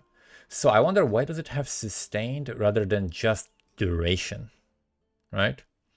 Why doesn't it have just the duration tag? I wonder what this tag does. We'll see. That's very interesting. That's the first time I see this thing. Overall, it's a pretty long cast time, so it could be something that you trigger rather than cast yourself. But it seems like it has a pretty long duration, so especially for a single target, or if you're like freezing or stunning or electrocuting with it, something like that could be good. Then we have Flame Wall. We've seen this being shown, so let's analyze this. 1 second cast time. This is level 1. Create a wall which deals burning damage to everything in the area. Each enemy that enters the wall also receives a secondary burning debuff which persists for a short duration after leaving. Any projectile fired through the wall by you and allies. Okay, so you can have minions firing skills. Okay. Deal added fire damage and apply the wall's secondary debuff on hit. Alright, so we have base fire damage per second, so that's if you're standing in it. Then we have secondary debuff, so that's if you're standing in it and for a short period afterwards. And also if you have been hit by a projectile that was passing through it. Base duration of the wall itself is 4.5 seconds, and then projectiles that pass through it not only apply this debuff, but also deal the extra flat damage. Seems strong. In the POE2 meta, where we use multiple skills in conjunction, right? Like this just seems like a really strong skill. Nothing else to say. It just seems really good and useful. Flame Blast, channeling Nova. Oh, so Flame Blast is a Nova now? Channels to build destructive energy around you. Oh, or a targeted solar orb. Okay, so you can use solar orbs, whatever they are. I think maybe Infernalist has solar orbs or something like that. We've seen something that looked like solar orbs in the trailer for the Infernalist. I don't know if it's specific to the Infernalist or if it's just general for anyone. Releasing the energy causes devastating explosion that is larger and more intense the longer you channeled for. 200% more damage per stage, 10 maximum stages, base radius 0.7 meters per stage. Oh, okay, so this is good. So it's not area that increases, it's the radius that increases per stage, which is huge. That means it really will scale high. And then we have huge multiplier, like 2000% more damage, right? But you have to channel. Oh wait, that's actually pretty quick. Cast time 0.25. So you can each stage 4 stages per second. So if you get a little bit of cast speed, you channel for 2 seconds and you're doing the most insanely high damage hit you can imagine with this multiplier, right? So this will make like flat damage insanely important and powerful. So anytime you can get like, added flat damage to spells, you're gonna get huge damage from this skill. This seems very strong. Yeah, also Ignite, right? You can play this as Ignite and channel for even less than the maximum duration if you don't need it. Only channel like maximum on the boss. Yeah, seems ridiculously strong in terms of like the numbers that this says, right? Because this doesn't matter, right? It's like level 7, whatever. What matters is this. Like that's insane. 2000% more damage, and you can get it like in 2 seconds max, right? So that seems actually very, very viable based on these numbers, as long as we can get like some flat damage to spells. I wonder if this could work. Okay, we need to check something out. So we're a Flame Blast. Okay, I wonder if this could work with Arkmage. Spells deal. Okay, it doesn't say here, but of course these tooltips are incomplete. But it doesn't say if it can work with channeling skills. You'd have to be able to spend like recover like 100% of your mana in less than 2 seconds, right? With a high mana pool, which might be difficult to do. But it could be really, really strong. Okay. It seems like it could be really powerful. Flame Blast. All right. Very nice. Flammability. Okay. So reduces the fire res. Not much to say. Flash Grenade. All right. This is something that Ziggity was talking about, right? That he was hyping up the Flash Grenade. You can stun. It has 1000% more stun build-up. Blinds enemies. Okay. So blinded enemies, I think, have a harder time hitting you, right, based on like their accuracy and your evasion. And then fuse duration is 0.85. That's pretty short, right? It's not too long. Explosion radius pretty large. Attack damage pretty large. Attack speed pretty slow, but 4-second cooldown time. Okay, so this is very interesting. Blinding, stunning explosion. This explosion can blind both allies and enemies. Oh, okay. Can it? So I guess it cannot blind you. right? Only allies. But you can blind allies. So this is like discouraging you from using it in group or with minions, or making it like fun so you can actually like screw up your teammates if you're playing in a group. Okay, very cool, very cool. Like it doesn't have a knockback anymore, I guess. Maybe they removed the knockback, but the stun buildup is huge, right? So definitely if you need more stun buildup on any skill, you can shoot this ahead of time, right? Like before the boss spawns, so you could swap to your crossbow. Like you can play a warrior that relies on stuns, right? And you have a crossbow in the offhand, and you swap to that crossbow basically by automatically just by pressing this button, right? By pressing flash grenade, like like half a second before the boss spawns. And then when the boss spawns, you're swapping to your main weapon and you're just attacking with your regular stuff, but you're doing huge damage while getting like insane amount of stun. That could be like a combo like for a warrior, for example, right? That you could use, not necessarily mercenary with a crossbow, because anybody can use any weapon and any skill. So that seems like a really huge potential for like a warrior more than anything else. Flicker Strike, all right. Everybody's favorite skill to never play, but think it's still really cool. Melee Strike AoE movement, 50 mana cost, 50% base attack speed, very slow. High damage though. Requires quarter staff. No, no, my flicker. No, I want to use other weapons. I want to use a katana. I want to use a fucking sword with it. Please, GGG, no, don't limit flicker to only quarter staff. No, I want to play a sorceress with a katana that does time stop and uses flicker strike. Unfortunately, this is only limited to quarter staff so far. All right. Teleport to an enemy and strike them, consumes power charge to perform additional teleporting strikes on nearby enemies. Teleports and strikes 3 additional times per power charge with more attack speed. You cannot gain power charges while using this skill. Okay.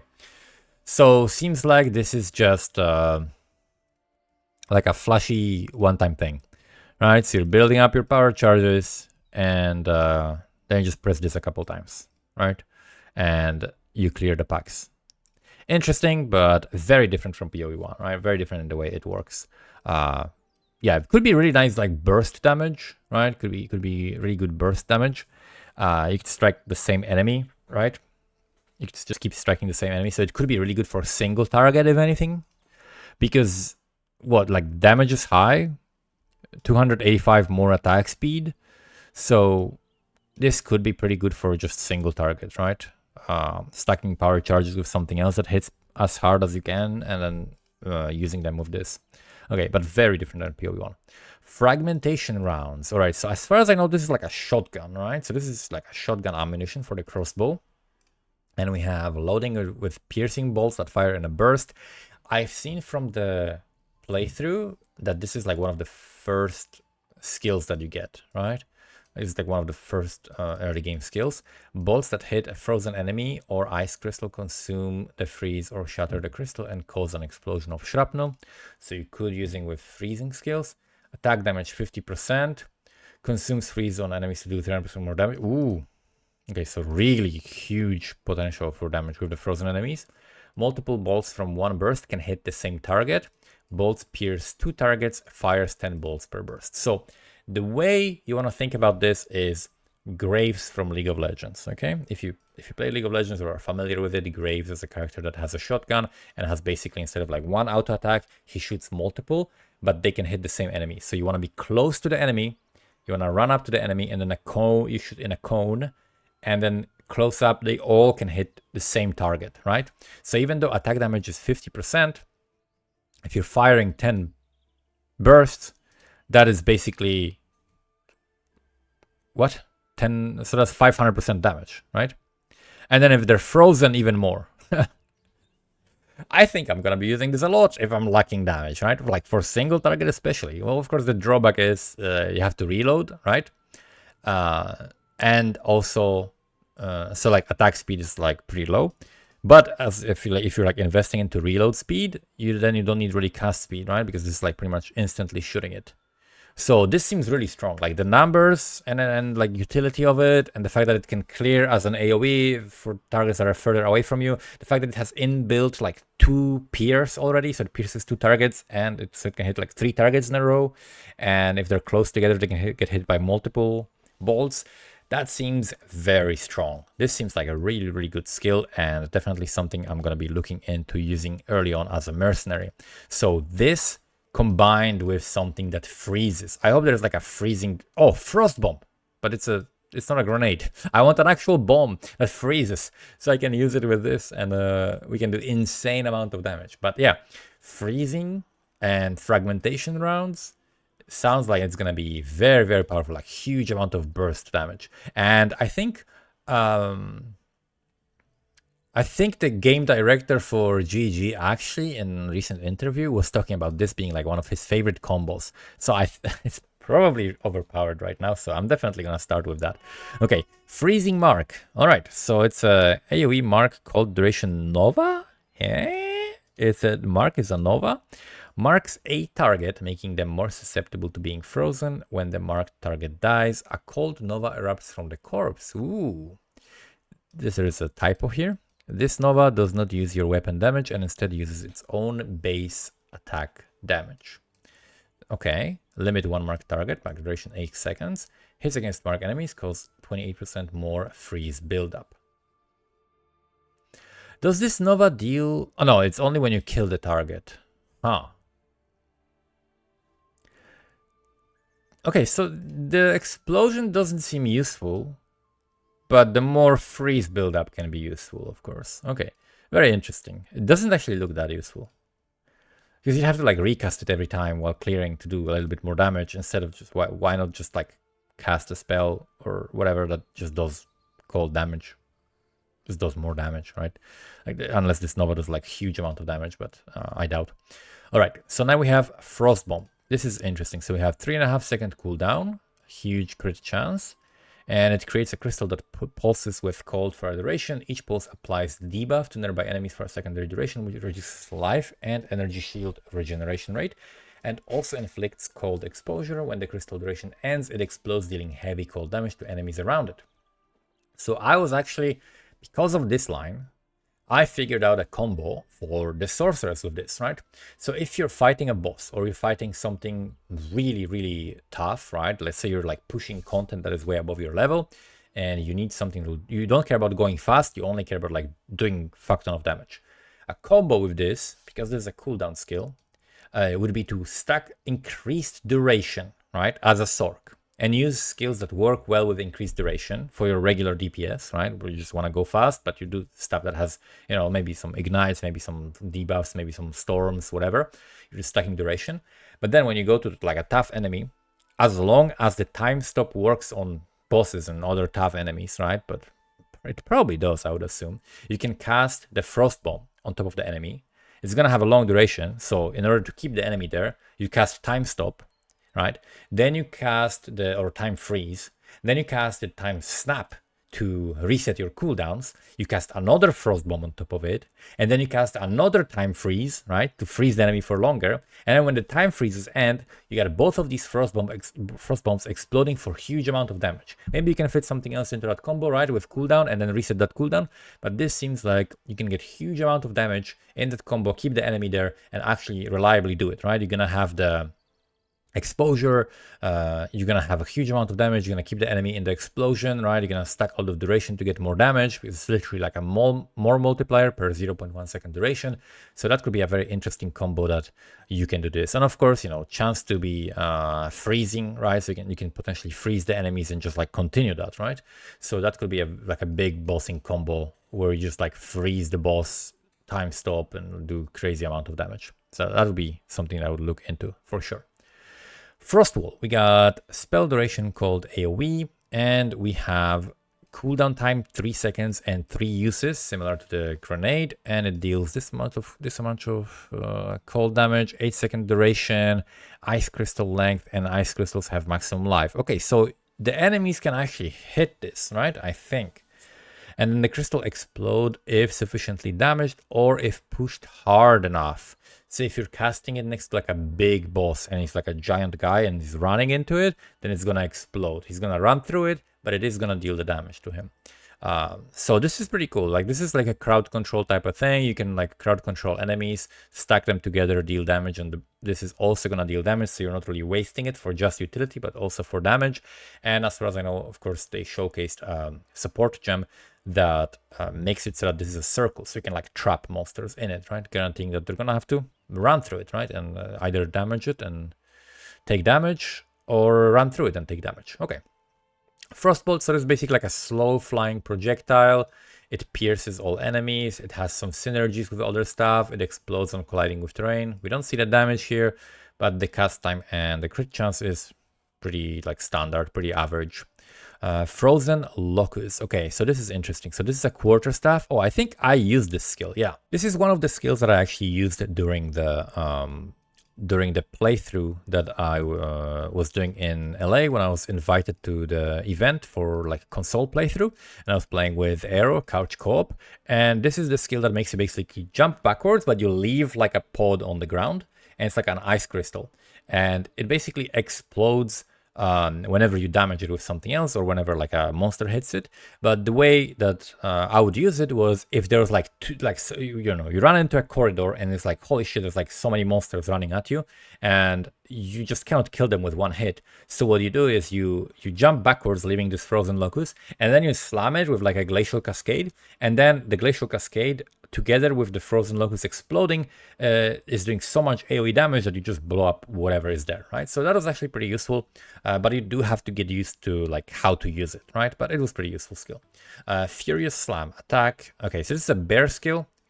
Attack physical damage. Ooh, wow, what the oh no, this is attack time. So it's a very slow attack time. It's like a slow slam, but it's doing a high amount of damage. Okay. So this has its own attack. Oh, right, of course, because like a bear is not using a weapon, right? So it's not, you don't have like a weapon attack time that you're modifying. You have like a, his paws, right? So this is the attack time which is given by the skill, because it's essentially like an unarmed attack. Okay. Unless the bear has the right to bear arms. Okay, so we have 50 to 75 added physical damage, because of course, again, no weapon, right? So it has to have a base damage. Plus 0.6 seconds to total attack time if not already a bear. So you can press this to automatically transform into a bear and attack. Big radius, and hits stun enemies as though dealing 300% more damage. Okay, so this seems like a giant fucking bear slam. This seems pretty strong. This seems like pretty good. Causing a stunning shockwave that deals damage in a large area around you. Yeah, this seems pretty good. Just like a strong slam. Good for stunning. Good amount of damage, seems like, right? Seems like the multiplier on this is pretty high. And you can do like, add flat damage as well from other sources, like from your gear and stuff, maybe some auras. So it seems like a pretty good skill. And we have galvanic shards. All right, we got ammunition. Okay, so this is maybe what we can use to freeze, right? Well, no, galvanic. This is lightning. Never mind. So we got loads of crossbow with a clip of charged balls that fire in bursts, releasing shining lightning beams. When they hit enemies using this skill, again, reloads the clip. I think we've seen this in one of the previews. Okay, so this is just like chaining lightning, kind of like you can use it for clearing packs. Pretty slow attack speed, but this is again like reloading attack speed, the cooldowns on that, all of that has to be checked in practice, right? It's very difficult to judge that without playing. Like the system of like reloading different ammunition and shooting is a little bit different. Gas attack. So this is a bow attack, projectile duration AoE. So this is kind of like caustic arrow, I'm guessing. Fire noxious arrow at the ground, creating a cloud of flammable, poisonous gas at the end of its flight. The cloud will detonate if hit by a detonator skill of a... Oh, okay. So that's what the detonator tag is. So we've had this like fire skill that you charge and it has a detonator tag. So you can use that to detonate this, or if an ignited enemy touches it. Oh, so if you just have an enemy and that, you just shoot whatever fire thing that ignites, which should be pretty much like the way to go. Okay, that's pretty cool. Impact radius is like not too big, but definitely can be scaled. If AoE in POE2 works the same way that it does in POE1, then you're going to be able to scale it just fine. The smaller the radius is, the easier it is to scale, because when you're getting like, let's say 10% increased AoE, what you're getting that 10% to is the area. So the larger the radius, then the bigger the area that you have to get to increase it a little bit, right? The radius. If you have a small radius, then of course the area is much smaller, right? So 10% to that will be more of the radius than 10% to area of a much bigger circle, right? Math. So that is actually something that you can take into account. And, you know, if you see a very small base in terms of the radius, that means AoE is going to be pretty good at scaling it. If something has a very big base AoE, then AoE is going to be less good at scaling it. Okay, then we have Glacial Bolt. Finally, okay. Converts 60% to cold. Okay, 100% more freeze build up. Okay, so we got our freaking cold skill. Okay, so this is what we're going to be using, basically in combination with the shotgun skill. And we're going to be first freezing, and when we freeze, then we do huge amount of damage. 100% more freeze build up. Convert 60 to cold. That's like good amount. So it's probably going to be relatively easy to convert everything to cold. That seems pretty good. And it knocks back enemies, which is like just more defense, right? I guess. So yeah, seems pretty solid. Of course, we don't see the amount of damage, right? It will deal, and the attack speed and so on. But that's going to be something we have to figure out, right? In the game. A Glacial Cascade.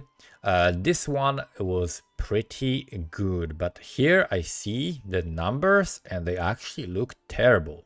Why do the numbers look so terrible? When I was playing in the console playtest, this was probably the best standalone skill, right? When I was using other skills, okay, you needed to, like, you know, get power charges, you know, combo it with something, get a bell going or whatever else. But this one was like, I can just go and clear. I can just hit things with this skill and not think about anything else, right? It was pretty straightforward. It had like decent AoE, decent damage, causes 8 bursts. It's probably because you can get hit by, target can get hit by multiple bursts, right? It's probably because of that. And also the final hit is doing more damage, and I was hitting a lot with the final hit. It's not that difficult, but the numbers itself don't look that good, but it was definitely nice to use. So like, this is one of the few things that I can actually evaluate like practically how it works. And this one I was definitely happy with. It was pretty fun to use, and it worked very well in combination with Frozen Locust, right? It was worked very well in combination with that. Okay, then we have Grim Feast. Holy shit, what? Okay, we got a minion buff. Feeds on corpses to bolster your energy shield, while active enemies and minions that die in your presence will drop Grim Remnants. Picking up a Grim Remnant grants you energy shield and can overflow your energy shield up to double its maximum. Grim Remnants recover 24 energy shield. Does the overflow have duration? So basically what the overflow means is, let's say you have 5,000 energy shield. By using this and picking up these remnants, you can get to 10,000 energy shield instead of 5,000, right? You can actually stack it up. And I'm assuming as you're taking damage, of course, your natural like regeneration or your natural leech or whatever is not going to recover that overflow. It's only when you start taking your real energy shield, that's when those things are going to recover it. But you can just pick up more Grim Remnants, right? So that seems like a way to like overstack your energy shield. And I know that the Blood Mage from Witch has something similar for life. But it's interesting if this has duration or not. If it doesn't have duration, then it seems pretty good. It's just like more protection from burst. For 30 spirit, you just get more energy shield. It seems not too bad. Depending on like how difficult it's going to be to pick it up, right? But if it doesn't have a cooldown and you're just spamming a ton of minions, then it could be really good. Hammer of the Gods. Okay, so this is one of the craziest skills. This is 24-second cooldown skill, which is absolutely insane. Okay, and of course you can see attack damage. Yes. Like, would you like damage? Yes. Okay, all the damage. It does all the damage. It basically is like a giant hammer that smashes from the sky. And here's the insane thing, okay? It cannot be evaded as well. You don't need accuracy. It just hits, right? It's like an anvil from the sky, like from the gods, just sending it down. Here's the thing. You can double it, right? You can empower it. You can make it like an exerted attack, like any other slam with Warcries. And then you can get a Warcry that will also double it. So it's going to hit, and then it's going to do like a big shockwave twice, right? Instead of like just hit once. The craziest thing would be if the Chronomancer Time Snap is able to reset cooldowns of attacks, because that was not specified.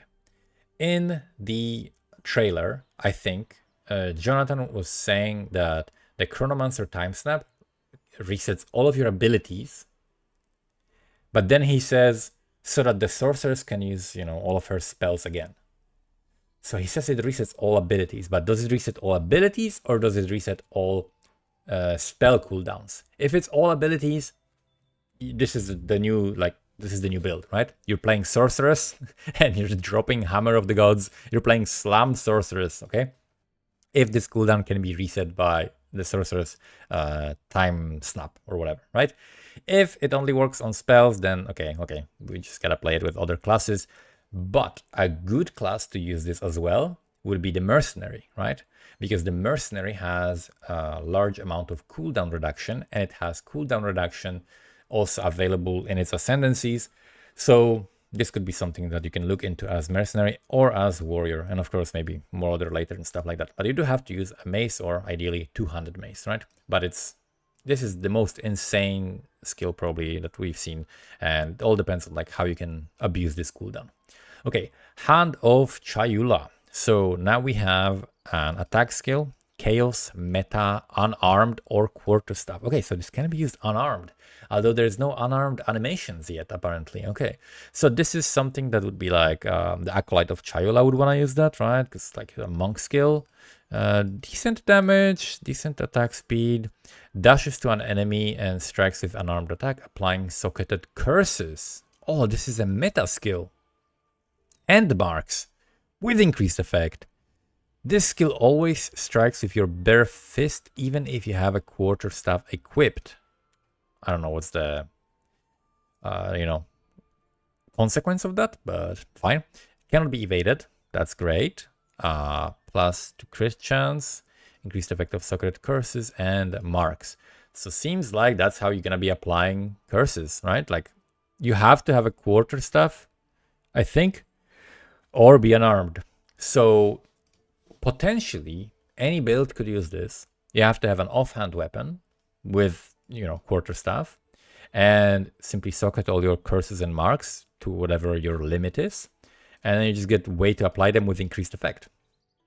All right, so that would be one way to do this if you really rely on curses and marks. Very interesting skill, could combo with lots of different builds. Then we have Herald of Ash. All right, Heralds, nice. We have Herald of Plague, okay. A lot of Heralds, let's look through them. So this is the fire one, 30 spirit reservation. All right, reasonable. Cast time instant, cooldown time. Oh, it has a cooldown. Okay, so while active, enemies you sufficiently overkill with attacks will cause an explosion that ignites nearby enemies based on the overkill damage dealt. So base duration is 4 seconds. So I'm assuming it's the duration of the ignite one or something else. Base radius 1 meter, not too high. Base burning damage is 30% of the overkill damage. Hammer of the Gods, here I come, okay. This Hammer of the Gods is skeleton for massive overkill, and you get a big amount of AoE spreading thing. Burn surrounding enemies if overkill damage is at least 20% of enemies' maximum life. So, okay, you need to overkill by at least 20% of the target's life. And buff causes attacks to gain 15% damage as extra fire damage. All right, so this is very nice. So better than in POE1 now, because in POE1 they nerfed it, but in POE2 now we got the this straight up just like more damage buff. So it's like a no-brainer. You want to use it, and then you get like a little bit of extra clear, right? Because you get these extra explosions. So this seems very solid. Herald of Ice. While active, shattering an enemy will cause an icy explosion that deals attack damage to surrounding enemies. Huge. The fact that this is attack damage is huge, okay? Why does it have a bow tag? Can I use it with a crossbow, please? Because I would love to use this with a crossbow. It seems insane with a crossbow, right? Like you can do all of this cold combo with the shotgun that I mentioned, and you're gonna be shattering the enemies, and you're gonna get another explosion. That would be insane with that, but why does it have a bow tag? I don't know. Can it be used with other skills? I don't know. It doesn't say that it requires a bow, so maybe it doesn't, but this tag is worrying me. That's one of the things I am not a fan of in POE2 so far, is the heavy limitations on the weapons with certain skills, but it is what it is. Okay, so then we have Herald of the Plague. So this is a Chaos Herald. Killing a poisoned enemy spreads its poison to nearby enemies and has a chance to also hinder them. So hindering typically slows enemies. Spreads the most damaging poison, so the biggest one that we have. Does it refresh the duration is the question. Decent radius, okay. Hinder doesn't fucking matter, but what is the deal with the duration? That's what I would like to know, right? If it refreshes the duration, that would be crazy, pretty good. If it doesn't, then maybe poison duration scaling will also be good. We'll see. Herald of Thunder. Melee bow. Okay, what? Melee bow. Huh. I didn't notice that this one had also melee tag. Wait, can I specifically... Are they singling me out? Is only crossbow not being able to use it, or is it just like a missing tag? I think this must be like a missing tag or something like that, or like just like these tags shouldn't be here maybe even in the first place. Again, like take all of this information with a grain of salt. Things might still change, right, and not be complete here, of course. But let's see. While active, killing shocked enemies with attack damage. Okay, so if you kill shocked enemies with your attack damage, will cause subsequent attack hits to release lightning bolts which deal attack damage to all surrounding enemies. All right, okay, this seems pretty good. So this seems like if you are killing enemies with attack damage, then after you kill them, you gain a buff, right? And how long is this buff? Cannot inflict shock, converts base radius. Lightning bolts strike the target of your next 5 attack hits after hitting the shocked enemy with attack damage, and buff grants added attack lightning damage. Okay, so that seems like simply you getting this buff for 5 next attacks, right? And as long as it doesn't seem to have a cooldown, so as long as you within those 5 attacks you kill a guy that is shocked, and it's probably going to be shocked because you're doing more lightning damage, right? You get like extra lightning damage, then you're just going to get it again, right? So this seems like, again, no-brainer. If you're killing enemies with lightning damage, just a no-brainer, like an early thing to use. And as far as I know, like beginning of Act 2, I think you're getting Heralds, so this should be pretty good. I like this. I like the Herald of Thunder. I like the Herald of Ice a lot, as long as I can use it with a crossbow, please. This one, not so sure about, doesn't seem that good, and it kind of gives you like an ascendancy point maybe for Dirty Spirit, which is not too bad of a deal. But again, maybe the duration thing is not going to be good. And Herald of Ash also seems pretty good. Okay, Hex Blast. So now we got a Chaos AoE spell that detonates curses on enemies in the area, causing explosions of chaos damage, but removing the curse. So, okay, it deals chaos damage. Maximum 9 explosions. Base explosion radius, base wave radius. This is interesting. So what does it mean that it's maximum 9 explosions? Does it mean that if you have 9 targets and you cast, let's say you have 10 targets and you cast a curse, like AoE curse on all of them, and then you cast Hex Blast on all of them, is it gonna only consume like 9 of them and explode 9 of them, right? I think that's what it means, right? Because a single cast will remove the curse. Or does it mean like you can have 9 curses on the target and it's gonna remove up to 9 curses, right? I think it's an AoE thing, if anything, but interesting. Okay, then we get high velocity rounds. So this is another crossbow ammunition, awesome. And this is, I think, what they call the sniper rifle, right? So load your crossbow with piercing bolts that consume fully broken armor on enemies to deal extra damage. Okay, so I think when you're breaking armor by stacking the breaking armor debuff, and then once the armor is broken, there is like an icon, right, on the target that you can see, or like a visual thing, like a red kind of like things floating on the target. And so that's when you know that it has fully broken armor, and then you swap to this, because then maybe this is like the most damaging thing you can ever do, right? So attack damage, like 2.5 times the attack damage of the weapon, and bolt pierce 6 targets. Okay. Oh, 150%. Oh, so the attack damage on its own is already high. And then when you consume the fully broken armor on enemies, you deal 150% more damage. But because you consume this debuff, I'm assuming they get back their armor. So you need to debuff them again. This is like a, one-shot deal. But if you're doing like, I don't know, if you're converting it and doing something with it, maybe that could be cool. But yeah, very interesting. But then you wouldn't care about armor, right? So why would you even? But it would still do more damage. Very interesting. Okay, so yeah, the thing about like this, there is a little bit of anti-synergy here, because when you break the armor fully, like you're doing one big hit, but the one big hit, if the armor works the same as in POE1, I wouldn't care about the armor that much anyway in the first place. But you do get the insane multiplier, right? So it seems like it could be really strong, especially for like tougher enemies, right? Like for single target damage, but we'll see like how long does it take, right? Because maybe it takes so long to like switch between the ammunition, fire this, switch back to other ammunition.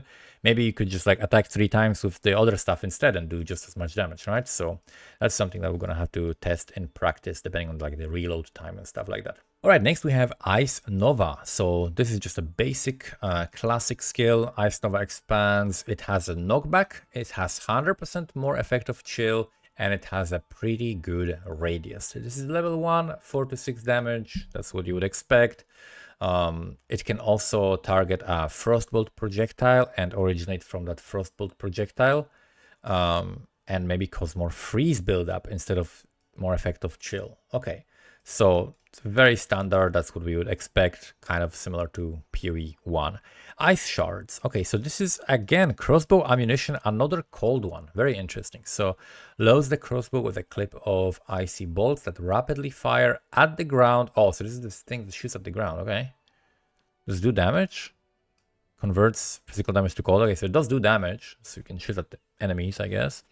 Leaving ice shard at impact location causes the bolt, unless the bolt hits an enemy. So if you don't hit an enemy, you leave a thing at the ground. If it hits an enemy, you just hit an enemy. The ice shards shatter when enemies step on them, dealing damage to nearby enemies. Using this skill again reloads the clip. Okay, huge attack speed, tiny attack damage, knocks enemies back, and can fire 12 balls without reloading and cannot freeze. So I guess what you're trying to do is shoot at the ground in like a path that the monster will walk through, right? And how long does the ground last? It doesn't say, but you could potentially do this if you're expecting a boss to spawn and then run at you. You can cast this, like spam it on the ground and throw a grenade, and then the boss spawns and then he runs through all of that, taking damage while you're shooting with something else, right? So you could do a combo like that maybe. Ice shot. So this is a AoE projectile called... Does this work on... Okay, this is a bow skill, okay. Fires an icy arrow, so converts 40 to cold. 200% more effective chill, consumes freeze to deal more damage, cannot inflict freeze. All right, classic, right? So this is one of the combos that you're gonna be doing when you're playing, trying to cosplay Ashe from League of Legends. You're just freezing something with one thing and then shooting the ice shot, and they do more damage, a lot more damage to a frozen enemy. But it does consume it, right? So by shooting it, you're effectively unfreezing the enemy. So you kind of want to alternate like freezing, unfreezing, freezing, unfreezing, stuff like that, right? Or have like a repeated skill that like keeps freezing something while you keep consuming it while shooting this, right? So you could have maybe like ballistas that have like really high chance to freeze or something, that are shooting on the target and freezing it, and you are just spamming the ice shot and consuming it repeatedly, right? That could be a way to use this. And we have Ice Spear. Okay, all the ice skills.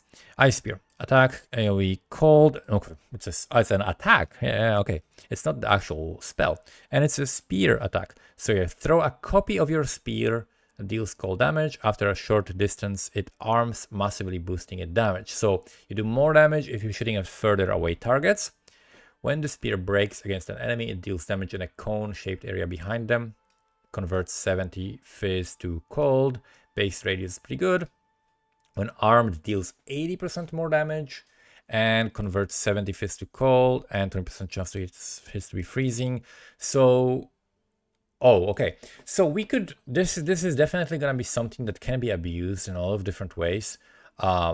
If you can have like chaining it, or if you can have like some kind of a enemy that you can hit in front of the actual boss, then you can do huge amount of damage, right? Because the base damage is very large, like 300% of the base, even though the attack speed is slow, but like huge hit. And then we have 80% more multiplier when armed as well. So I guess all you need is distance. All you need is distance, huh? Yeah, so as long as you're far enough from the boss, which could be easier to do, right? Since you're gonna be like chilling and freezing, then it's gonna be doing a lot of damage. Okay, Ice Spear seems like a very strong single target skill.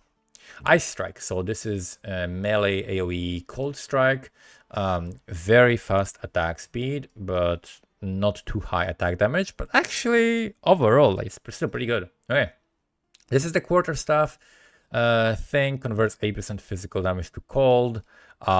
I think I used this and I wasn't very impressed. I don't know if they modified these numbers, because the Glacial Cascade felt so much better than this. This felt like it just doesn't do much, right?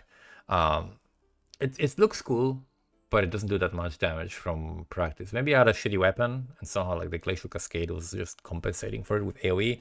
I like the Glacial Cascade way more as like a basic attack than this.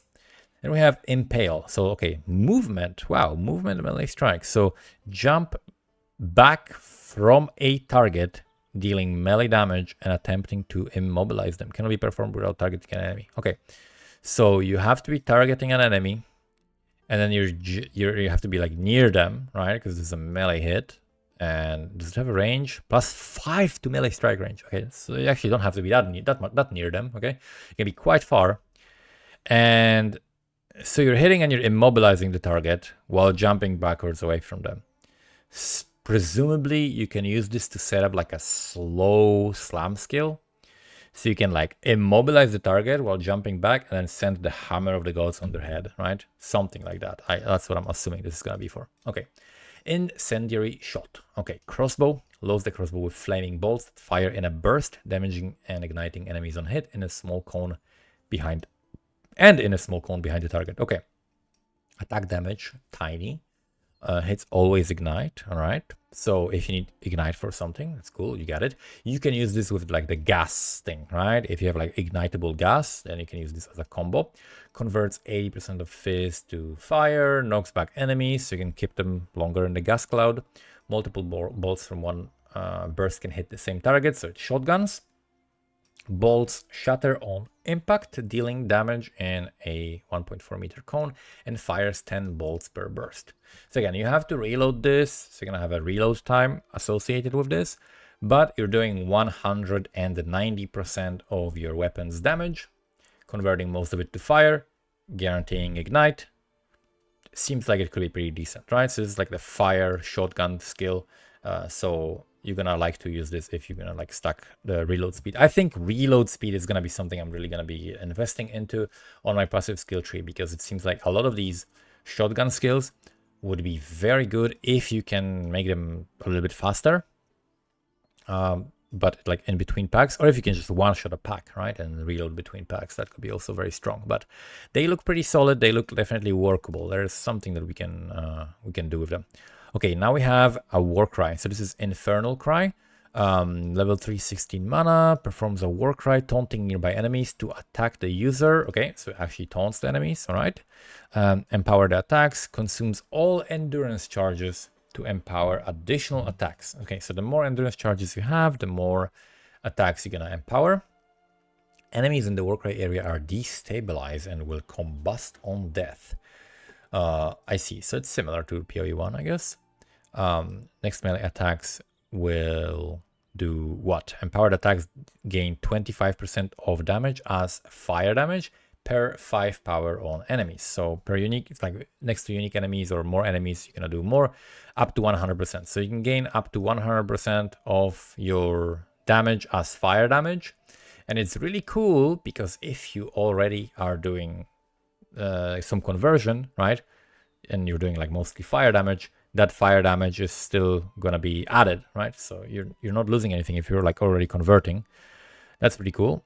And the combustion explosion, we don't know how much it will deal because it's not listed on this tooltip. All right. Next, we have the Killing Palm. So this is an attack that is a physical melee AoE strike. This is a monk attack. I think I used this one for mobility, right? So dash to an enemy and strike them with unarmed attack. You just basically like charge at the guy, calling if their enemy life is low enough. So calling strike works better against like lower rarity enemies. So it goes from like 20%, I think, or something like that, or 25%. Against normal enemies, and then like 15 against magic, and then like 10 against rare, and then like 5% against uniques or something like that. Each enemy killed by this strike grants a power charge. Enemies around you that can be called are highlighted. Yeah, so you see like a blue ball inside of the enemy, and this skill is always performed unarmed. Yeah, so this is basically your source of power charges. If you see like an enemy that is low enough on life, you just smash them with this, and you get the power charge, right? Basically, leap slam. Okay, so leap slam exists. Doesn't have a cooldown. All right, you're gonna be able to leap slam. Leap slam enjoyers log in. Jump into the air, damaging and knocking back enemies with your mace where you lang. Okay, enemies you would land on are pushed out of the way. And then we have plus 0.65 seconds to attack time. Plus this based on the distance traveled. Okay, so the more distance you travel, the longer it takes, so the animation can play out. Base impact radius, more stun buildup against enemies with fully broken armor. Ooh. Ends fully broken armor on enemies after hitting. Okay, so you're gonna be basically able to stun enemies that have a broken armor, right? So you break somebody's armor with a grenade, right? If you jump on them, stun them for a long time, and then you just do your other stuff. Okay, lightning arrow. So just a basic, a lot of people's favorite skill from POE1. Hits up to 2 additional enemies near the target and converts 40% of your physical damage to lightning. 90% attack speed, 70 attack damage, but of course hits 3 targets, right? Okay, and seems just like a regular lightning arrow. Not much to it actually, right? We'll see. It's all gonna depend on like how we can support it, how the chaining is gonna work, and so on. And we got a lightning bolt. So what even is that? We have very little information about this. Call down a shocking bolt of lightning to strike an enemy. 50% chance to shock enemies. Radius is 0.5 meters, and this damage at level 12. All right. There's not much we can actually say about this. You call down lightning bolt on the enemy, right? There's not much to see. Like, there's just not enough information to see even what is it. Is it? I'm assuming it's a spell, right? But we'll see. Okay, so lightning conduit. Okay, let's see. AoE lightning calls down lightning strike all enemies in a cone in front of you, and it deals significantly more damage to shocked enemies but removes shock from them. So similar to lightning conduit from POE1, but with a significantly slower cast time. So maybe it's not intended to be used in the same way, and also in a cone instead of like a big circle area. So it has different type of AoE, slower cast time, good crit chance, and it does consume shock just like lightning conduit from POE1. Lightning rod. So this is a bow attack. I think we've seen something like that, right, already. So fire an arrow that drops from above, creating lightning burst. The arrow remains on the ground. Yeah, we've seen this already, I think. There was a similar skill that was doing the exact same thing. Maybe it has been renamed, right? But yeah, this is... no, the other one was like electrocuting. This one just converts damage and deals burst of damage. This doesn't actually say it electrocutes. So this is like a different lightning rod. Okay, you can just like spam different lightning rods. Okay, this one is for damage and it chains. All right. Then we have a lightning storm. All right, this is something interesting. Okay, AoE duration. Lightning creates a lightning storm for a duration which repeatedly strikes enemies in the area with shocking bolts. Damage duration 10 seconds, same as Firestorm. Chance to shock enemies, base radius 1.8 meters. I think it's similar to the other one as well. Shocks enemies as though dealing 400% more damage.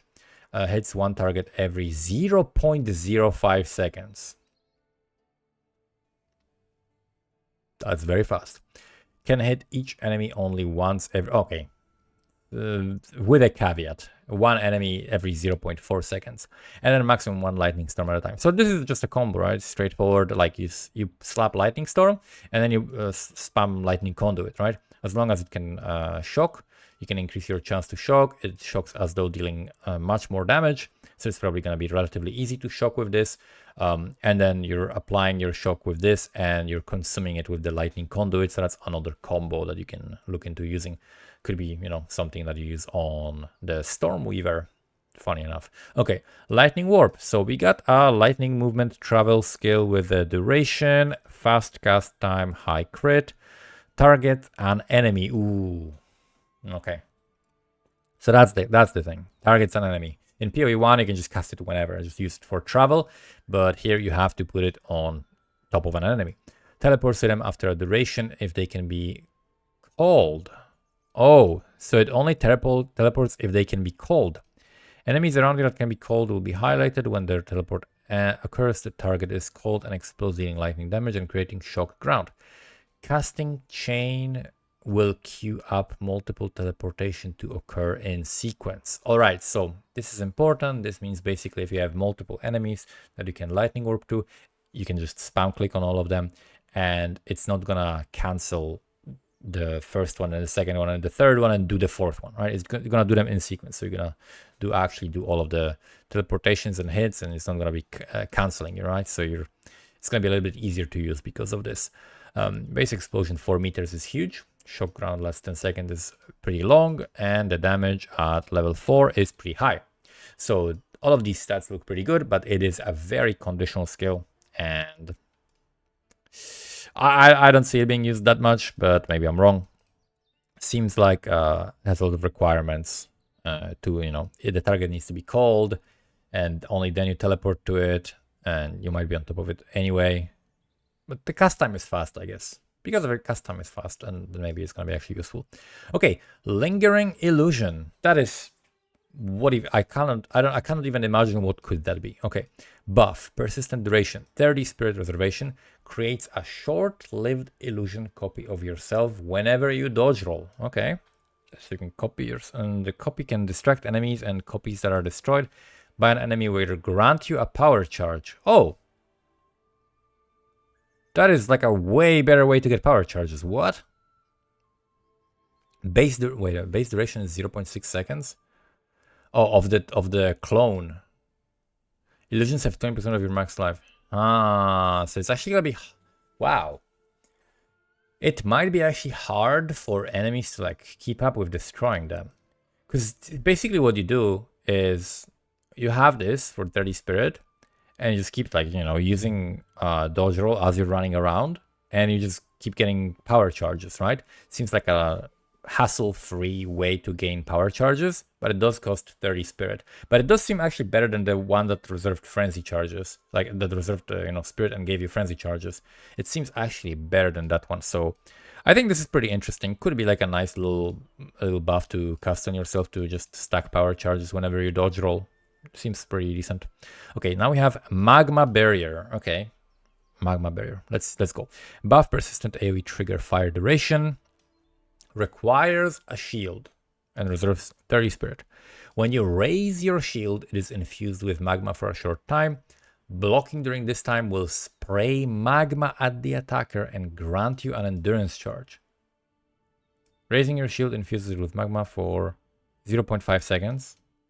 Cannot perform a magma infused block for 0.75 seconds after magma dissipates. Okay, so basically it allows you to do active block to gain endurance charges, right? I don't know if it does any damage. Doesn't seem like it does any damage. Sprays magma at the attacker but doesn't do damage. What? Maybe just tooltip doesn't say it.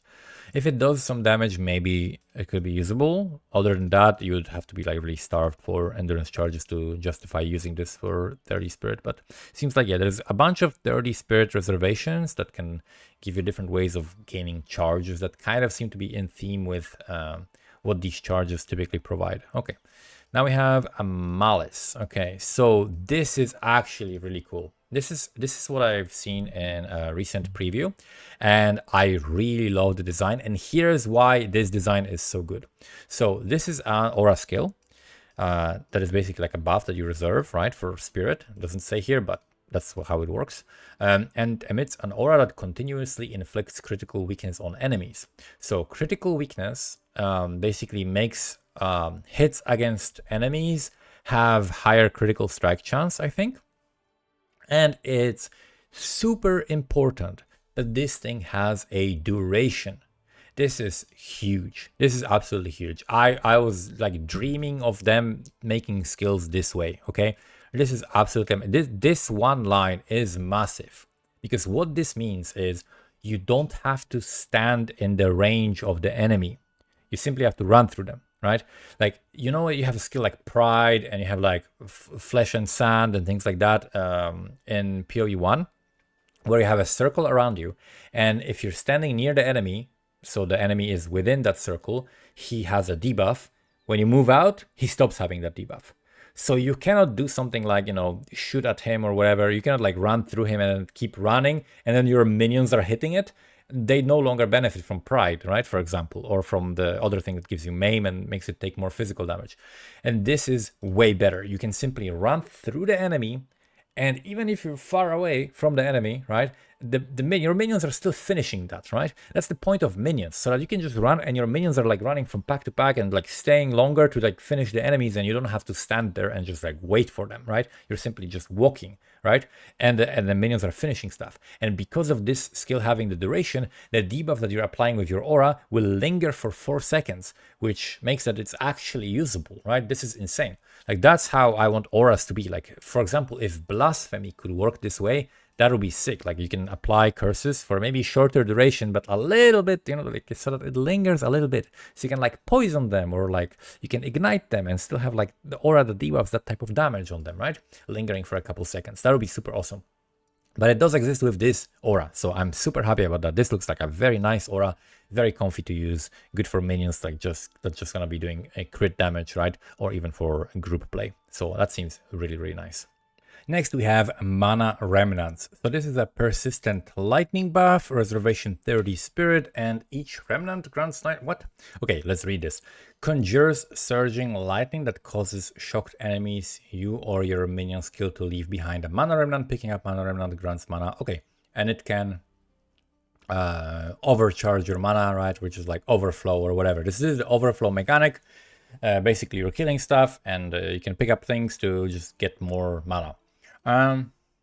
Not sure how useful that's gonna be. I mean, if you're playing Arkmage, right, getting more max mana and therefore more damage, right, because that's what it's based on. So if that works like that, could be useful for, you know, this type of thing. And you're reserving spirit and not mana, so that should be pretty useful. So yeah, maybe for Arkmage builds or something like that, this could be pretty useful. Other than that, I don't think there's like that many uses besides, like, you know, scale mana for damage for this, so to get the temporary thing. But again, then when you cast a spell, then you lose that mana, and you're not recovering to that again. So it's like it doesn't seem to be very powerful. So maybe there's like much better things to reserve the spirit. You would have to really give a lot of mana for that to be like justified to use. Okay, Mana Tempest though. Let's see. So this is another buff, lightning AoE. This is not a persistent one, so you don't reserve spirit, and it costs 1 mana per second, 1% of your mana per second, sorry. So you can cast it for basically infinity time, because you're gonna be able to recover 1 mana per second, right? 1%. Okay. Create an arcane storm around you. The storm empowers your spells with lightning damage, while making lightning spell projectiles and beams able to hit more targets. The storm will drain your mana while you remain in it, and any spells you cast add to the mana drain. Leaving the storm will cause it to dissipate shortly after. Wow, that's pretty cool. So base rate is pretty big. This skill cooldown doesn't recover during its effect, but it's only 1 second cooldowns, whatever. AoE cannot be modified, so it's always this. It's still pretty decent. Buff costs beams from lightning spell that costs mana to also chain to +2 targets while chain. Ooh. But what? Causes beams from lightning spells to cost mana to also chain to +2 targets when chaining, but not chain further from those targets. What does that mean, but not chain further from those targets? Does that mean there's like an order of adding chains and you can no longer add chains once you added chains from Mana Tempest? I have no idea what the fuck does that mean. Because it says +2, right? So if you have like, if you're doing Arc, and the Arc by default has +2, so I'm assuming this is gonna make it +4, right? What do you mean cannot further chain from those targets? That is interesting. Okay. Maybe it's like if you have a target, if you have, let's say, 2 targets or like 3 targets and it bounces between them, it cannot bounce more than once if you're using extra chain from the Mana Tempest, maybe. But that seems like so fucking convoluted and complicated. Okay. Buff causes projectiles from lightning spells that cost mana to fork. What? Ah, that's a separate line. Okay. Not fork 30% of mana. Okay, 30% of mana per lightning spells while in this storm is added to the skill's mana cost per second. Buff causes spells to gain 58% of damage as extra lightning damage. Wow, that's huge. That's huge. Okay. This seems very strong. This seems very strong, actually.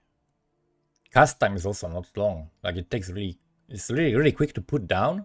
Just cast your staff and just like move away, right? So you're gonna be doing a lot of damage while in this thing. Okay. Mana Tempest looks really strong. So far, from what I'm seeing here, this looks very, very strong. Right, especially considering that with Chain, this is plus 100% damage multiplier, right? Because it's 50% more damage per chain. So if it works with that, yeah, it's like plus 100% damage multiplier, and then, wow, this as well. Ridiculous. Okay, so Arc Mana Tempest, crit, like, sounds really crazy. Okay. Maul. So this is a bear skill. So we have attack time, attack damage. So oh yeah, this is a percent. Yeah, it is a percentage of the flat damage that we're getting here, plus to the total attack time if you're not a bear for the transformation. Plus 9 to melee strike range is a lot. That's nice. Plus 7 to crit chance and chance to cause bleeding. Just like a regular slap from the bear that can make you bleed. Sounds reasonable. Okay, Oil Grenade. Okay, so we have AoE projectile attack skill, 4-second cooldown with 3 uses, 150 base attack speed and low attack damage. Okay. Fire a bouncing grenade that releases a pool of oil and covers nearby enemies in oil after delay. The oil can be ignited by burning or fire areas. Base duration is 1.6 seconds. Base secondary duration, like I saw, the oil is 5 seconds, and base radius. So I'm assuming when the grenades explode, they deal damage, right? Which is this. But okay, so if your grenades are doing physical damage, and you have like Herald of Ash, so you're adding fire damage, and you have a chance to ignite, you can burn minions immediately, right? Because ignite is burning, right? Not all burning is ignite, but ignite is burning. And then you can ignite this immediately, right? So, but how much damage does it do? Oil can be ignited. Oil can be ignited to do what? How much damage does it? Excuse me. Like, is the burning damage this? Is the burning what? This doesn't really tell me anything. Again, we cannot really evaluate that without actual numbers for like what does damage and how much damage does it do. Kind of important to have that type of thing on a tooltip, but I guess these are incomplete because these are like from like random previews, right? Okay, so we have Orb of Storms. All right, Lightning AoE Chaining Orb, no cooldown, and we have 0.8 cast times, like average, and 10% crit. Creates Orb of Electricity that fires lightning bolts at nearby enemies. Chains 3 times, so you can drop that shit in the Mana Tempest, right? Get extra chains. Fires a bolt every 3.3 seconds, and when you use a lightning skill near the orb disappears after 14 bolts. Okay, so it has a limit. Wow. That seems crazy. So, Mana Tempest plus Lightning Storm plus the orb plus Lightning Conduit. Well, like Arkmage or something, and just make sure you have like insane mana recovery, right? This seems like you can do so many things at the same time because you can fully support like 6 links for all of those skills. It's gonna be absolutely insane. Like lightning already has so many different skills that can do damage at the same time. Okay, I'm expecting like lightning builds and lightning mana builds to do huge single target damage, right? And it should be decent for clear, but like especially single target damage. Wow. Okay, this seems like on its own, it's like, you know, it's all right. But together with everything else for single target, that looks absolutely insane. Okay, we got Pain Offering. Again, like the other offerings, impales a skeleton to empowers nearby minions into a frenzy, causing them to use skills more quickly. Okay, so that's really cool because a lot of different minions have different skills. And so you can lean into that and into them using these skills by using this. Pain Offering radius is 6 meters. Okay, so the aura has a radius. It's a pretty large radius. Spike duration 5 seconds. And okay, so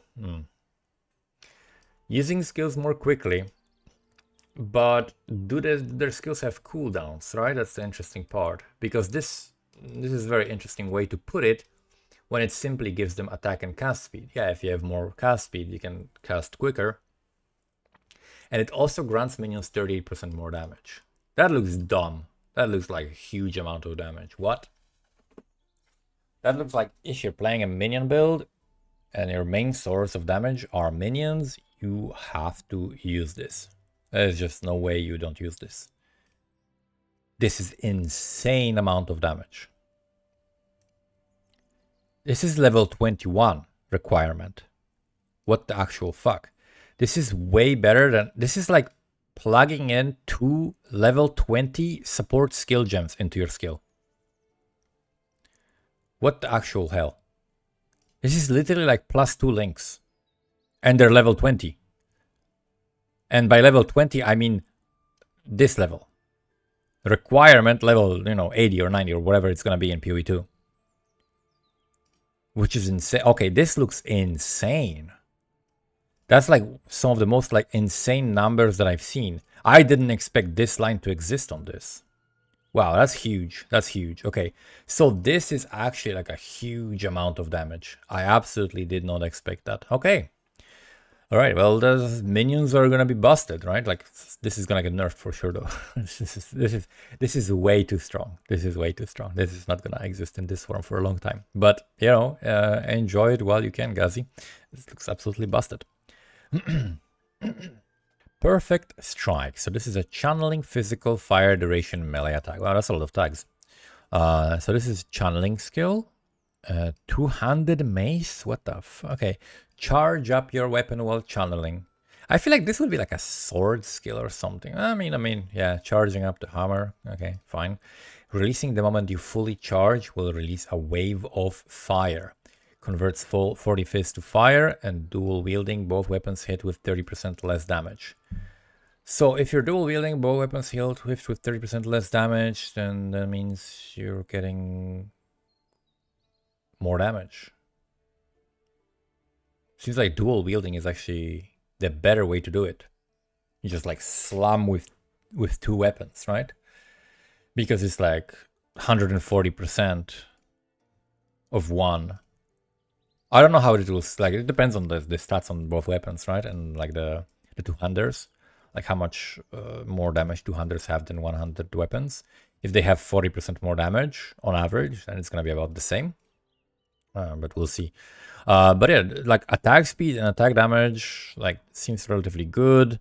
But you do have to channel, right? And I don't know, like how many stages does it have and so on. Again, not enough information, but it looks like you're gonna be able to like charge up a big slam, which is not my type of playstyle, but some people like that. Permafrost bolts, crossbow ammunition. Okay, we've seen something similar. Bolts that fire damaging enemies and hit in a small cone behind the target. They icy coating on the bolts makes them extremely potent at freezing enemies. Converts 80% physical to cold. Knockback, 30% more freeze buildup. Multiple bolts from one burst can hit the same target. Bolts shatter on impact, dealing damage in a cone. Fires 10 bolts per burst. Never mind, this is what I'm using. Yeah. permafrost, and then the thing that consumes the freeze. This is better than the other freezing thing. This looks really good. Huge amount of freeze buildup, huge amount of conversion. That means more of the damage will go toward the freeze buildup, right? Because only cold damage, I'm assuming, can contribute to that. Of course, the shotgunning. Wow, yeah, this looks really good. Permafrost bolts seems really good. Now we have Plague Bearer. Okay, welcome back, Plague Bearer. Stores all poison damage you deal. Using the Plague Bearer Nova skill unleashes the stored poison. Stores 6% of expected poison damage. Stores after... So, how does it unleash it? Is it a single hit? Is it of a duration? Is it a perpetual effect that slowly deals the poison damage over a duration, just like in POE1? Don't really know, but it's interesting. It reserves 30 spirit, and if you use it again to use the stored poison. Okay, so it's gonna be again something we have to try and practice. Poison Burst Arrow. This is a bow skill. I think people were using. I think Arrow was using this maybe, or something like that. Fire an arrow that poisons enemy's head. When it lands, it creates burst of poison, infecting all enemies around the arrow. Attack damage 55. Okay, I think this is similar. Maybe this or something similar is what Arrow was using. Also, he was using like different like spore pods, you know, spawning from a skill. But yeah, other than that, like this is not enough information, right? We don't know the attack speed. We don't know how poison works exactly. But this is like a hybrid between like a caustic arrow and something else, maybe. Very interesting. Okay. So now we have Power Offering. Okay, another minion offering. Is it going to be as busted as the previous one? Cost a large amount of mana, impales a skeleton, extracting a power charge over a short duration. The bone spike itself is itself a minion. If it dies, the extraction is interrupted and you will not gain a power charge. Limit 10 Power Offering spikes. Huh? Why would you... Huh? That's very interesting. But this is basically just like on demand, I get a power charge from a skeleton, which seems fine, right? The skeleton is going to respawn automatically, or you can also have different skills casting them and summoning them, like from triggers maybe. Yeah, this seems like just like a super straightforward way to get power charges. It might even be so good, you know, unless the mana cost is too prohibitive. It might even be so good that different builds that don't use minions will summon skeletons just to get the power charges like guaranteed, because you can just like stack up power charges super easily, right? Even maybe before a boss fight or something. Very interesting. All right, then we have Profane Ritual. Okay, so this is just a spell duration AoE, and it makes a corpse with profane. Okay, marks a corpse with a profane rune, dealing chaos damage over time to nearby enemies. When the ritual is complete, the corpse is consumed and you gain a power charge. Okay, so as long as there is a corpse on the ground, which I'm assuming you're gonna be able to create, maybe you cast this on this corpse, and around it, you deal area damage. You can have up to 5 of these. Decent radius. Not too bad duration, like it's enough to like clear. And you can have 5 of them, which is also pretty good. This seems pretty good. For level 22, like assuming, you know, you're gonna of course be able to increase it and debuff the enemies and so on. This seems pretty interesting. I kind of like this. They could potentially like give you a little bit more damage than other skills that are simply like AoE, you know, debuff like that, because it has to be tied to a corpse, right?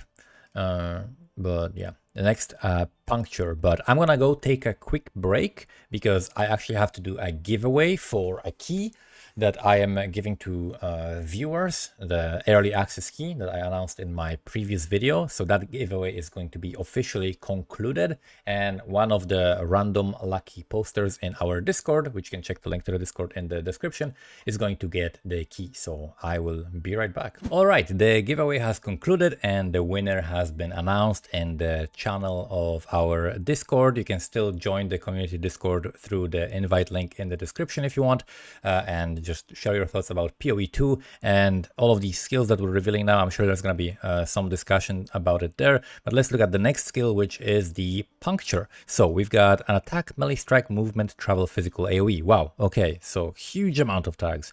Lunge towards the target, dealing melee damage. Interesting thing about POE2 is that actually a lot of melee skills just by default give you a little bit of a lunge, a little bit of a movement toward the target, but this has a, I guess, a bigger lunge. Does it have a distance here? It requires a spear, okay, and it knocks enemies back. Okay, the attack is more powerful when used at a distance. Okay, so I guess further you are, the harder you hit, kind of similar to shield charge, I guess, from POE1. Knocks enemies back, deals up to 200% more damage based on the distance traveled, causes bleeding, so it's guaranteed bleeding, and hits stun enemies as though dealing 50% more damage. Oh, this is like a Quinn 69 in a tooltip. Like, what? This is just like a Quinn build in a single skill. It has bleed, it has stun, everything he loves. Okay, I mean, it looks pretty good actually. Like attack damage and attack speed looks decent. Depending on how quickly you like lunge, is it like the duration of the attack speed? Who knows? Looks pretty strong. Not gonna lie, like this looks really strong. Just because it's a mobility skill, right? And it does a large amount of damage. The only problem with this is, of course, that it doesn't have AoE, right? I mean, okay, I guess it does have AoE. So depending on how big the AoE is, right, and how many targets you're actually hitting with this, that would kind of determine like how useful this is. But I think it's going to be useful in general, because you're simply going to like use it to charge to a pack, and then you can use like a, you know, different skill to clear the pack, and then you use it to charge to another pack, right? So it seems like a pretty useful skill as well, right? And for single target, just like a good skill. Multiple debuff synergies, knockback. Yeah, this is just really good. This is just like a really, really strong skill, I think. It's just a very solid skill. So puncture looks pretty strong. Raging Spirits. Oh, we used Raging Spirits actually in the console preview without having any synergy. We just randomly found it. It was funny. So basically it reserves spirit. Yeah, so it reserves the spirit, and then your fire spells will summon Raging Spirits, which are short-lived flaming skulls that rush at nearby enemies, blah, blah, blah. And enemies will not directly engage them and can pass through them. Yeah, so basically you have to use like some fire spells, right, in order to summon them. And they convert 70% of physical damage to fire. They last 4 seconds. You can have up to 10 of them. Fire area spells summon a spirit per 1.5 meters of radius.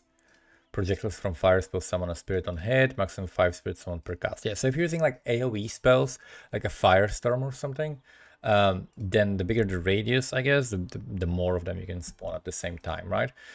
It's interesting, right? It's like an interesting combo. I think Infernalist is definitely an interesting class in the way that it's going to combine minions as well as spells, right?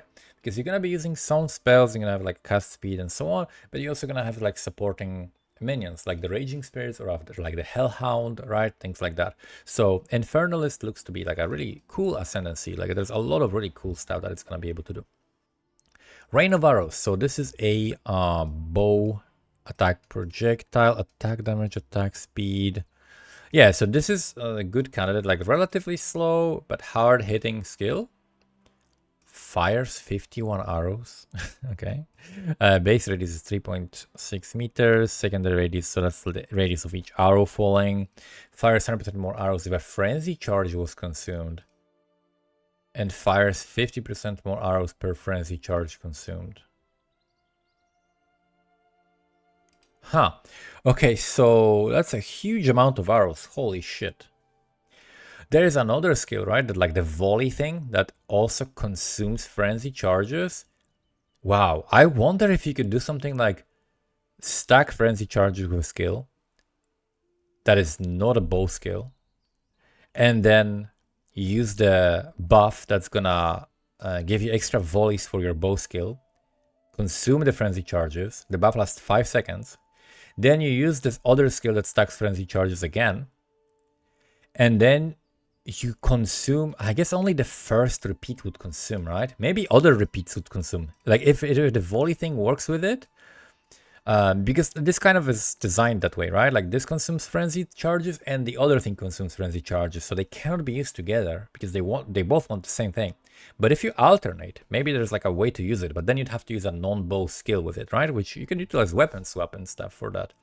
Yeah, maybe like a spear or whatever other thing.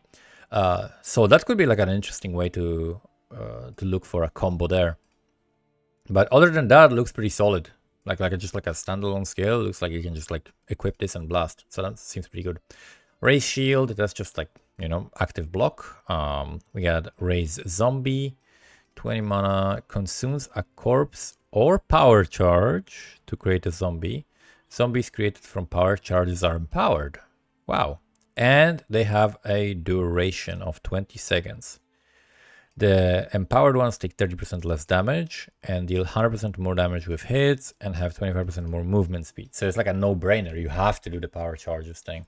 So you summon skeletons and you consume skeletons for power charges, and then you raise zombies from the power charges. And you just keep doing that and you scale the zombies.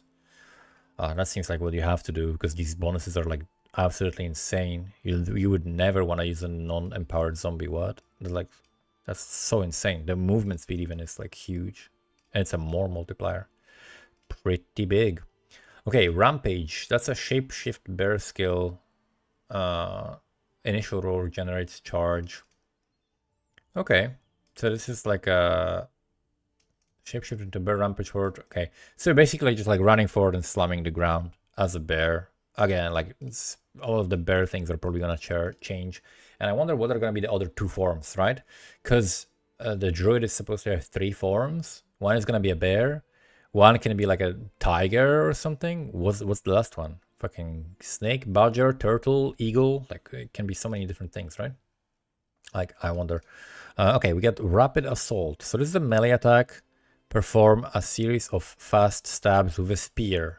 Okay. +6 to melee range. Attack speed. Attack speed, I guess attack speed is slower. It's probably multiple hits, right? But the attack speed is slower because all of them together are like slower than the attack speed. And then attack damage is just basically like the base damage. Okay, that seems like a basic like clearing thing, basic clearing skill that you can use. Maybe, you know, charge with the puncture and then use this to clear the pack or something. Okay, we got a rapid shot. So this is ammunition, so crossbow skill. Let's see, what is this? Loads your crossbow with a large clip of heavy modified bolts that cause heat to build up on your crossbow before unleashing a stream of flaming bolts that gain fire damage based on your heat. So you can fucking overheat your crossbow. Heat also grants bonus damage to grenades you fire, but dissipates rapidly when not building up. Using this skill again reloads the clip. Huh. I like that it can combo with the grenades. Get more damage from the grenades, right? So you're using this while your grenades recover their cooldown, and then you shoot the grenades, which will do more damage, right? So that's another like just pure damage playstyle. That seems pretty cool. Okay, attack speed, huge attack speed, so you know, machine gun type of stuff. Attack damage converts 60 to fire. Nox can fire 70 bolts before reloading, but you fired a huge amount of attack speed. Can fire 70 bolts before reloading, maximum 11 heat, and 1 to 2 added fire damage per heat. Requires 7 heat to fire bolts.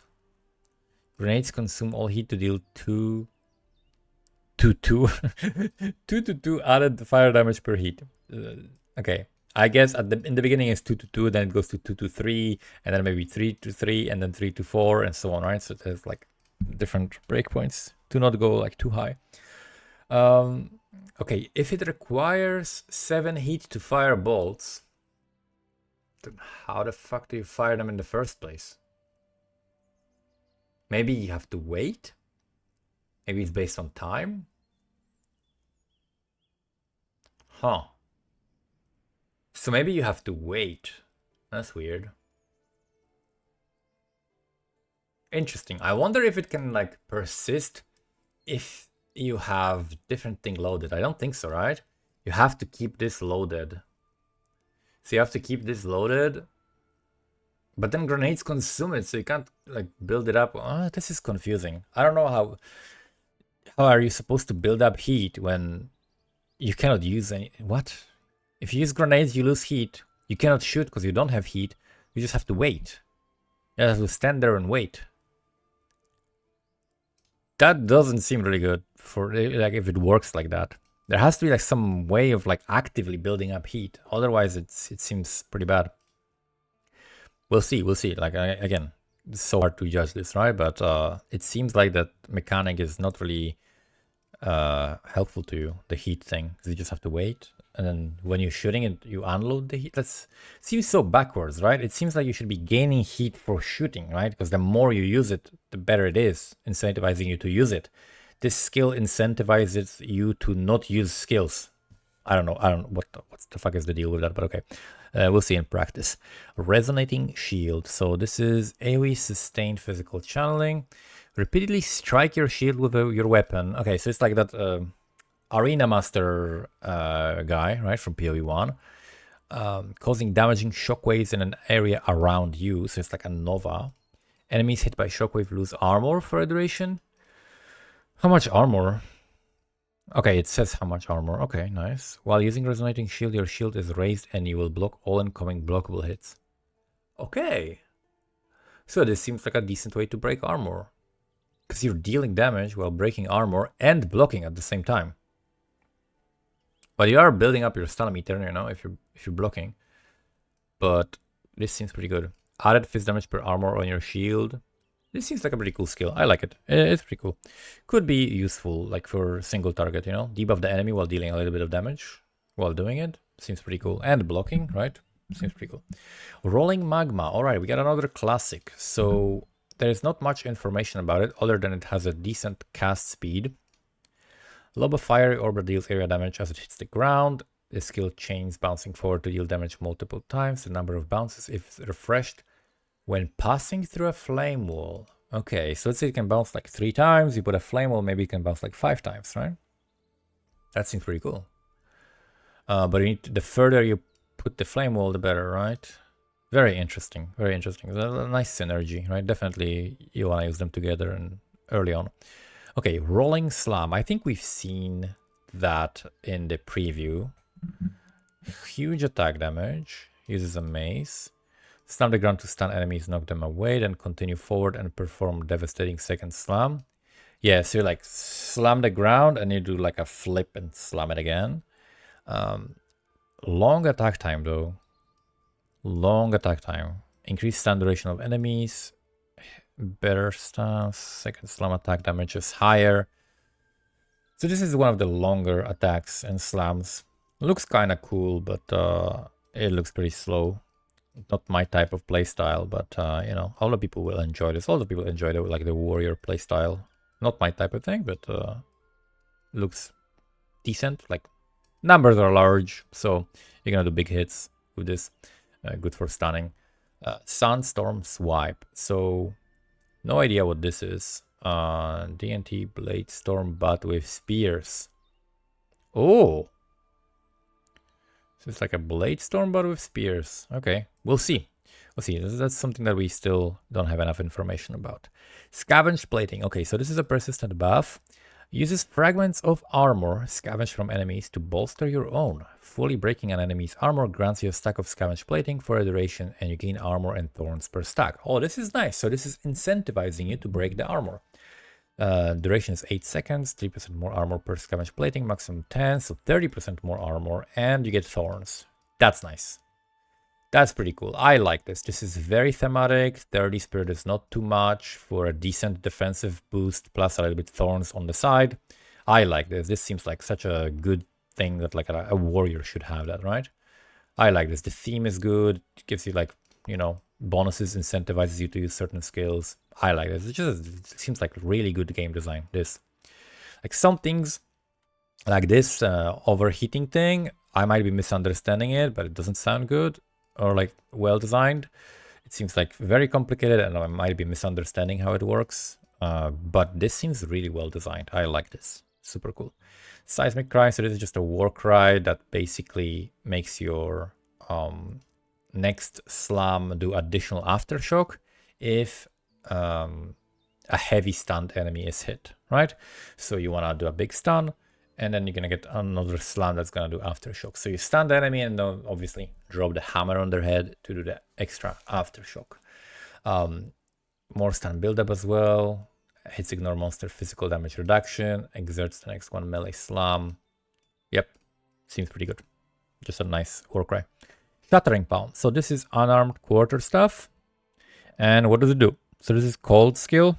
Dash to an enemy and strike them with unarmed attack, attaching a chunk of ice to their body. That sounds convoluted. A complicated surgery in the blink of an eye. When that enemy takes enough damage from hits or dies, the ice explodes, dealing high cold damage in an area around them. This skill is always performed unarmed, even if you have a quarter staff. Hits can't be evaded. So, attaches shards to enemies within 3.8 meter radius. Oh, that's actually pretty good. I was thinking you want to use this to like dash to someone, you put the ice on them, and then you can scale like mainly single target damage, single target abilities, and you hit that guy, but then he explodes, which gives you AoE. But this actually gives you even more AoE because the nearby enemies also get the ice into them. So if you explode and kill them, they also explode, right? So that seems pretty decent actually, like for increasing your clear. And seems to be doing all right damage. Yeah, seems pretty good. Shield charge. Okay, so this is a staple of PoE.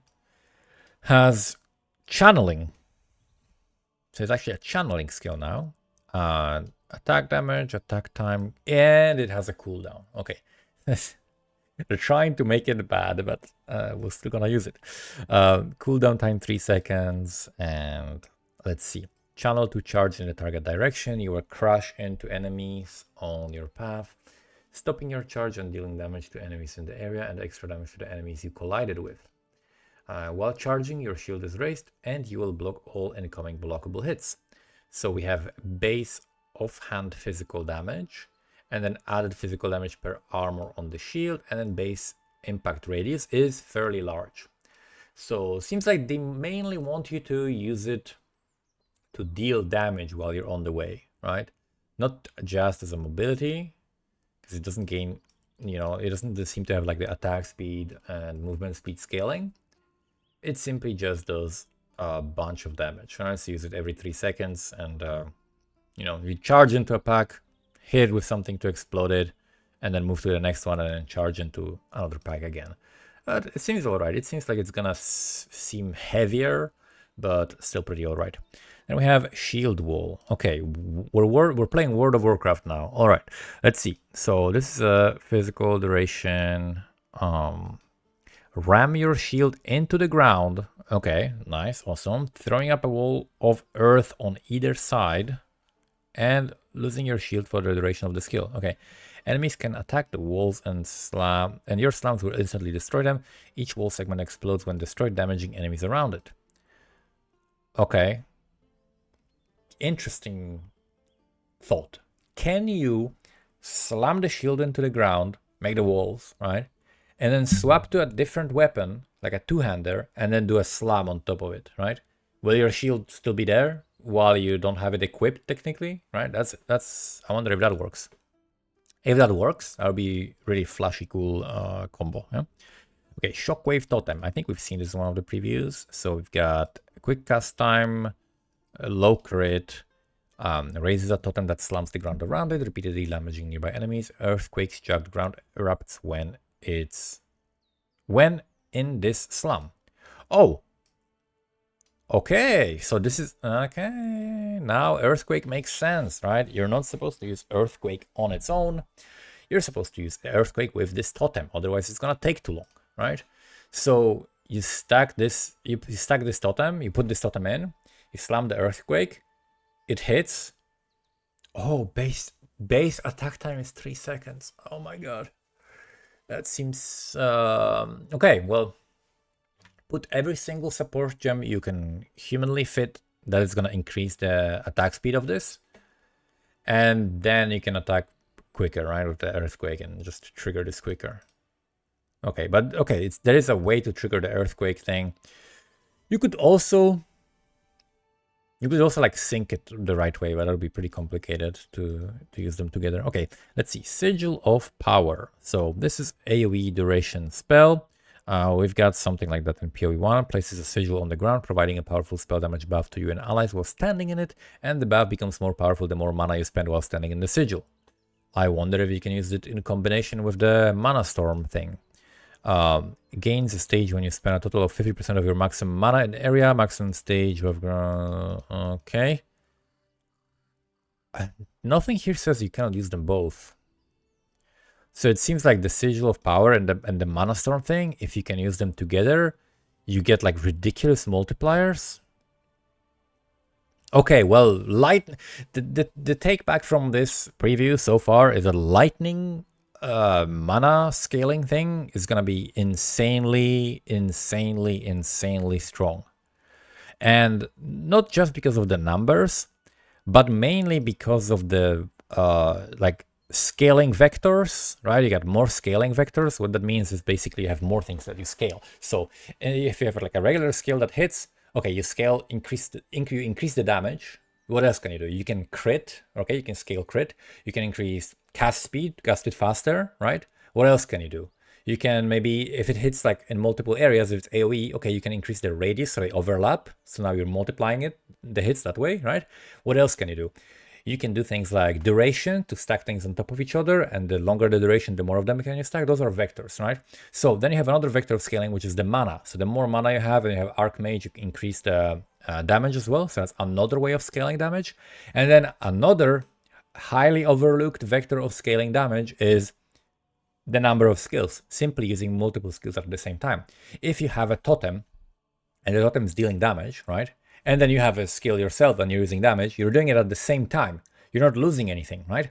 But if you have like two attacks and you're alternating them, only one of them deals damage at the same time. So you want to look for things that deal damage at the same time, and lightning seems to have like at least 3 of those things, right? So you have the not only you have the Sigil of Power and the other lightning thing, both of which synergize with spell damage, with lightning damage, and with mana. Then you have Lightning Storm, which is a persistent 10-second effect. Then you have Orb of Storms, which is a persistent effect that stays there.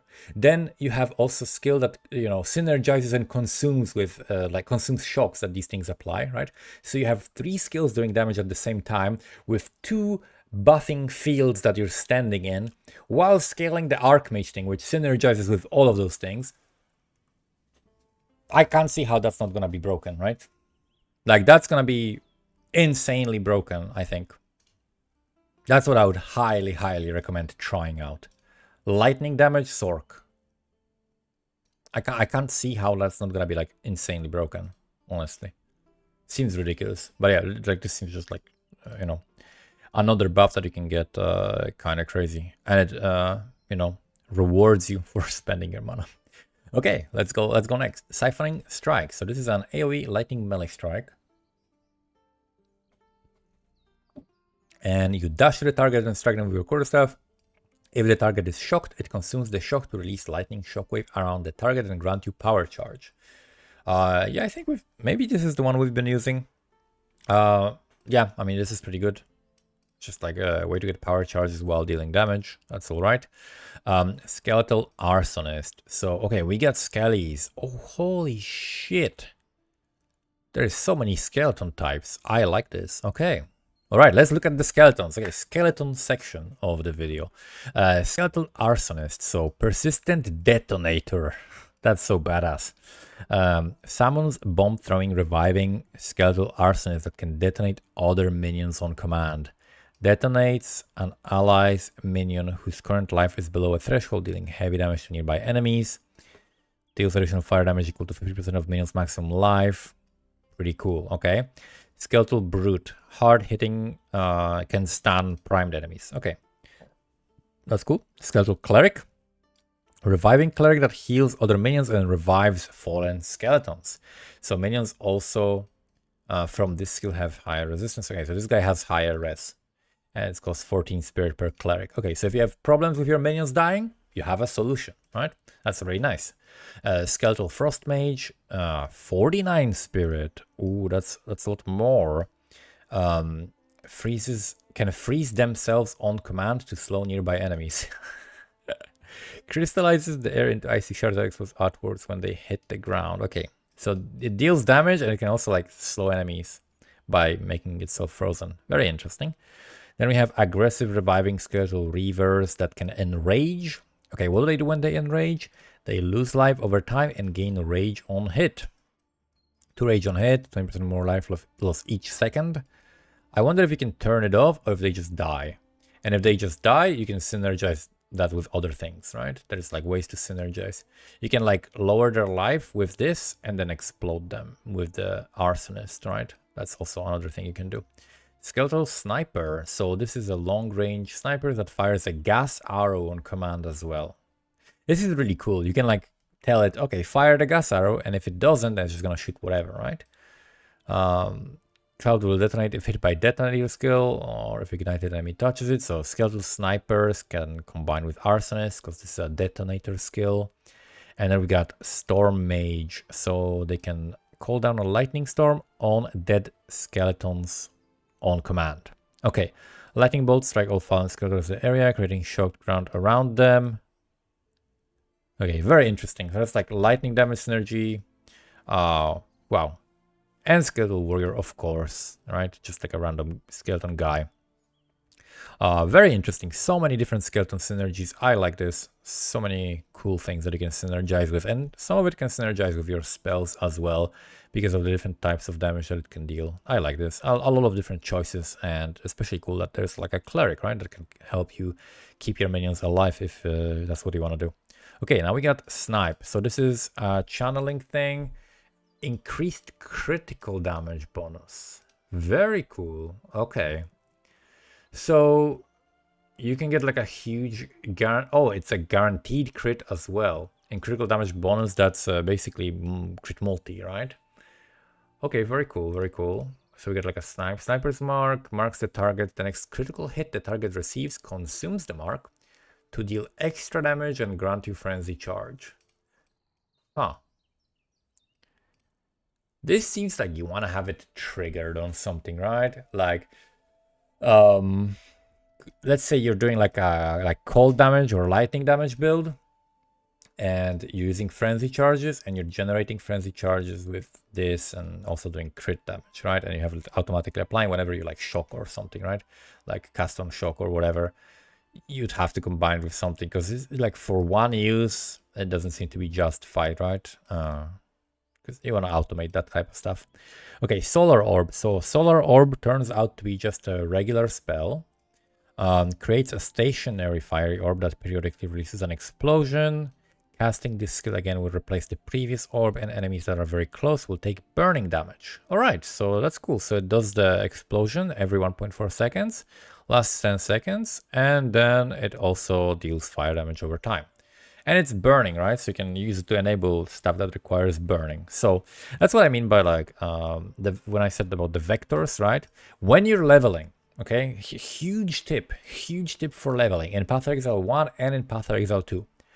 Look for skills that can deal damage at the same time. This is an example of that. You can use it, you know, from level 1, I'm guessing, right? Because this level 3 skill, level 2 skill requires level 3. I'm guessing you can use it right away. So you cast this on an enemy. You see, let's say you're fighting a rare or a boss. You need to do more damage, right? You need more DPS. So you cast this first, and it's gonna last 10 seconds. And it only costed you like, you know, one spell cast. It's probably gonna do more damage than your single target like random hit does in one hit, right? Over the like duration that the boss is gonna stay in it. Let's say the boss stays for like 3 seconds in it, right? So you're gonna get more damage, and then you're gonna hit with your other thing, right? And the other thing can also be something that, you know, deals more damage to a burning target or whatever, right? So try to find synergies by basically looking at skills that can deal damage at the same time, yeah? Because that's gonna basically multiply your damage for, you know, essentially free. It will cost you a gem slot, but that's a very important thing to try to find for leveling, so that you basically multiply your single target damage, right? If you try to use one skill and just like attack over and over, it's not going to be nearly as good as like combining it with multiple things that hit at the same time. So now we have Spark, projectile duration lightning. All right cast speed, all right crit. We've seen it in showcases a lot. Fires 5 projectiles. Projectile duration is 2 seconds. Okay. Just very generic. Like, you know, if you're familiar with Spark, it's basically, you know, you want to add pierce to it. You want to increase the duration. And you want to increase the projectile speed maybe, right? Those are the things you would care about, and then you combine it with other stuff. Okay, spear field. Stab the ground, causing multiple spears to burst from the ground and in front of you in a large area. The spears remain for a duration or explode when enemies touch them. Looks like a pretty good clearing skill. Also maims, right? So it's gonna slow the enemies. So it's like a rain of arrows but upside down. Okay. Instead of shooting up and things fall from the top, you're smashing the spear down and stuff comes up from the bottom, right? This is basically a rain of arrows, but for spears and upside down. But it looks like it's gonna be pretty good clearing skill, right? So yeah, you can combine it with puncture. So you jump into the pack with puncture and then you smash the spear field into the ground to use that. Okay, staggering palm. So this is a monk skill. Dash to an enemy, strike them with unarmed attack. Heavy stunning an enemy grants you a buff that causes your quarterstaff and unarmed attacks to also fire projectiles for a short duration. This skill is always performed unarmed. I use this a bunch. Even if you're not planning on using this, just get it, just equip it, because it's good for moving between packs. It simply gives you like a really fast dash, almost a teleport to the pack, right? So if you're playing a melee monk, what you want to do is use a skill like that to just basically dash into the pack, and then you use whatever you're doing to deal damage, right? But this is very useful for mobility, right? It's very useful to have this. Next we have Stampede. So this is basically like a, you know, shield charge without a shield, okay? It's full alpha mode. You just don't care. You just like, I don't even need a shield to sheer charge, you know? I just run and things die, okay? So you're just running. Impact radius is 3.2 meters. That's very large. Warcries can empower this attack as though it was not channeled. Okay, so normal channeled skills cannot be empowered except for this one. Okay, seems really good. I mean, this seems like a pretty fun skill to use. It's basically like Aberaf's hooves, but physical damage, way larger AoE. Just with 200 mace damage, you know, large amount of damage. Seems good. Storm Spear. Okay, so this is a lightning projectile spear where you throw a copy of your spear, and when it hits, it bursts firing bolts of lightning at multiple other enemies. Okay, that seems pretty nice. Spear cannot split, fork, pierce, chain, or return.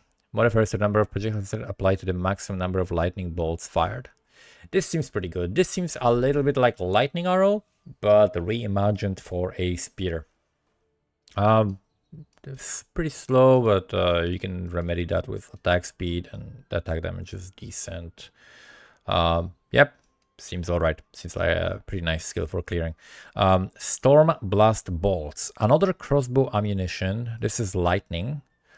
We haven't seen a lot of lightning skills for the crossbow, but this is the second one, I think. Loads the crossbow with charged bolts that land around the target location and explode if hit by a detonator skill. Okay, attack damage, converts 60% to lightning, can fire 3 bolts before reloading.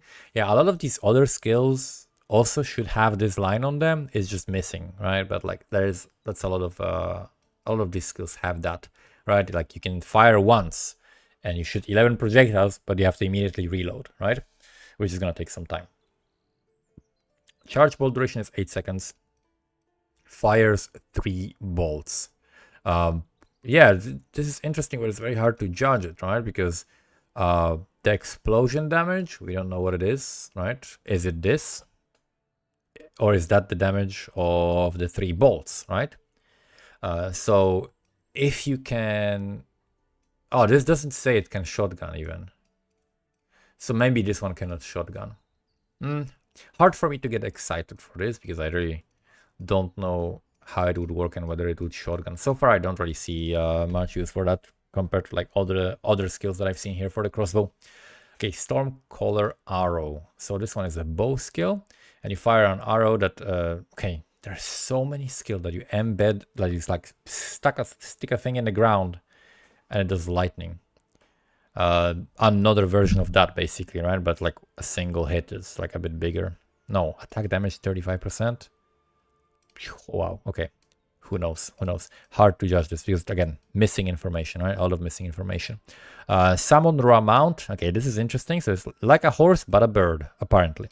So yeah, so this is cost you reservation and allows you to shoot bow skills while moving at full speed, right? But it only allows Ranger to do that. The Ranger is going to have ascendancy, maybe the third ascendancy. That's going to basically allow you to do that, right? Funny enough, it's Raider, right? The Raider ascendancy. The Raider is gonna be a rider as well. Okay, nice. Summon Wolf, spell minion. Oh, just a straight up summon wolf. Okay.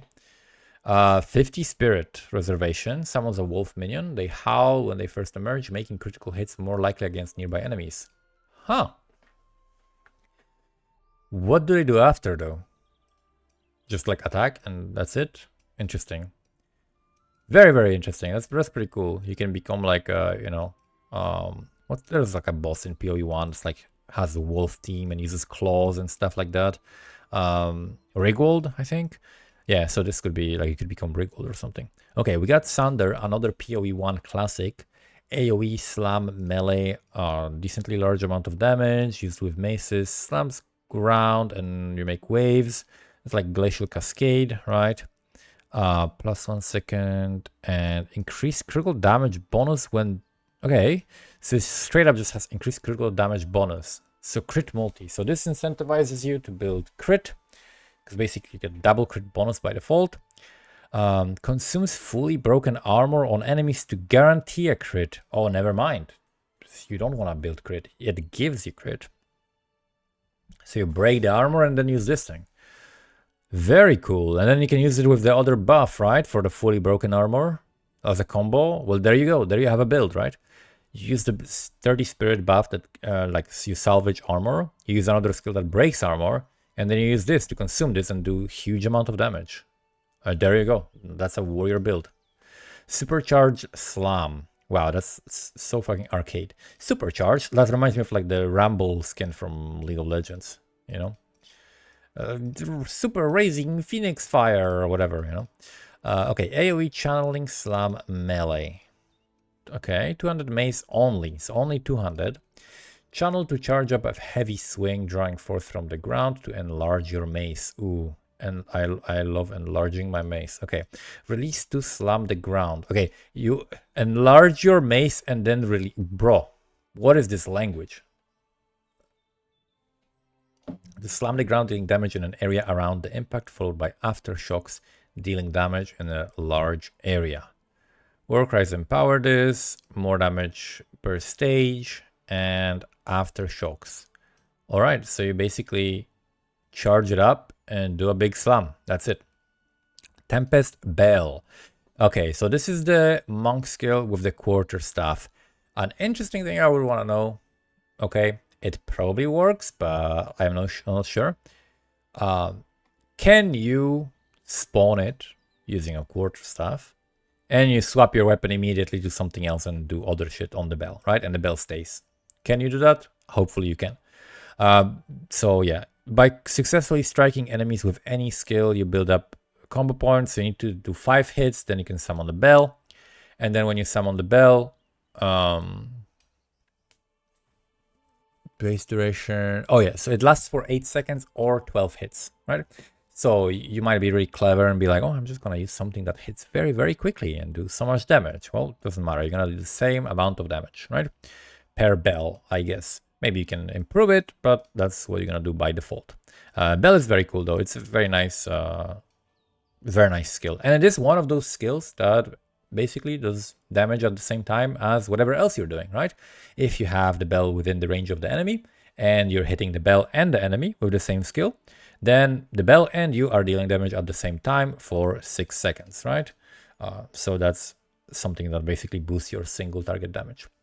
Tempest Flurry. So this is a quarterstaff attack, series of aggressive strikes, converts. Ah, yeah, we use that. That's like a basic skill. You basically do just like, you just like hit with the staff, do like lightning damage, but it's basically like feels kind of like a glorified basic attack.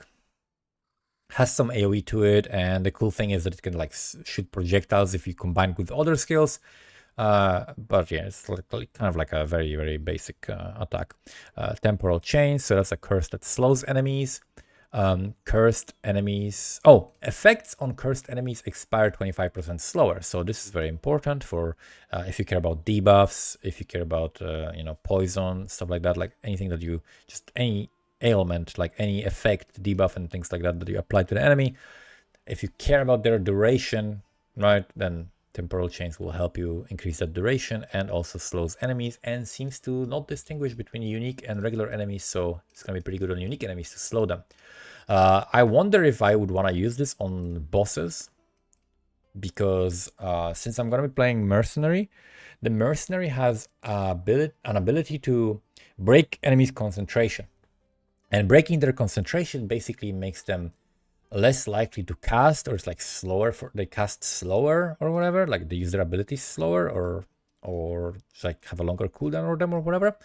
So if you combine that with temporal chains, with like freezing, right, you can basically make the boss just like not move almost, right, which would be crazy. So that could be a really nice addition for bossing setup. Now we have Tornado Shot. There we go. Physical, bow skill, AoE. AoE, what? Excuse me? Fires a skyward shot that whips up a tornado. What is this language again? Where it lands. Okay, so you shoot up and then tornado lands. Alright.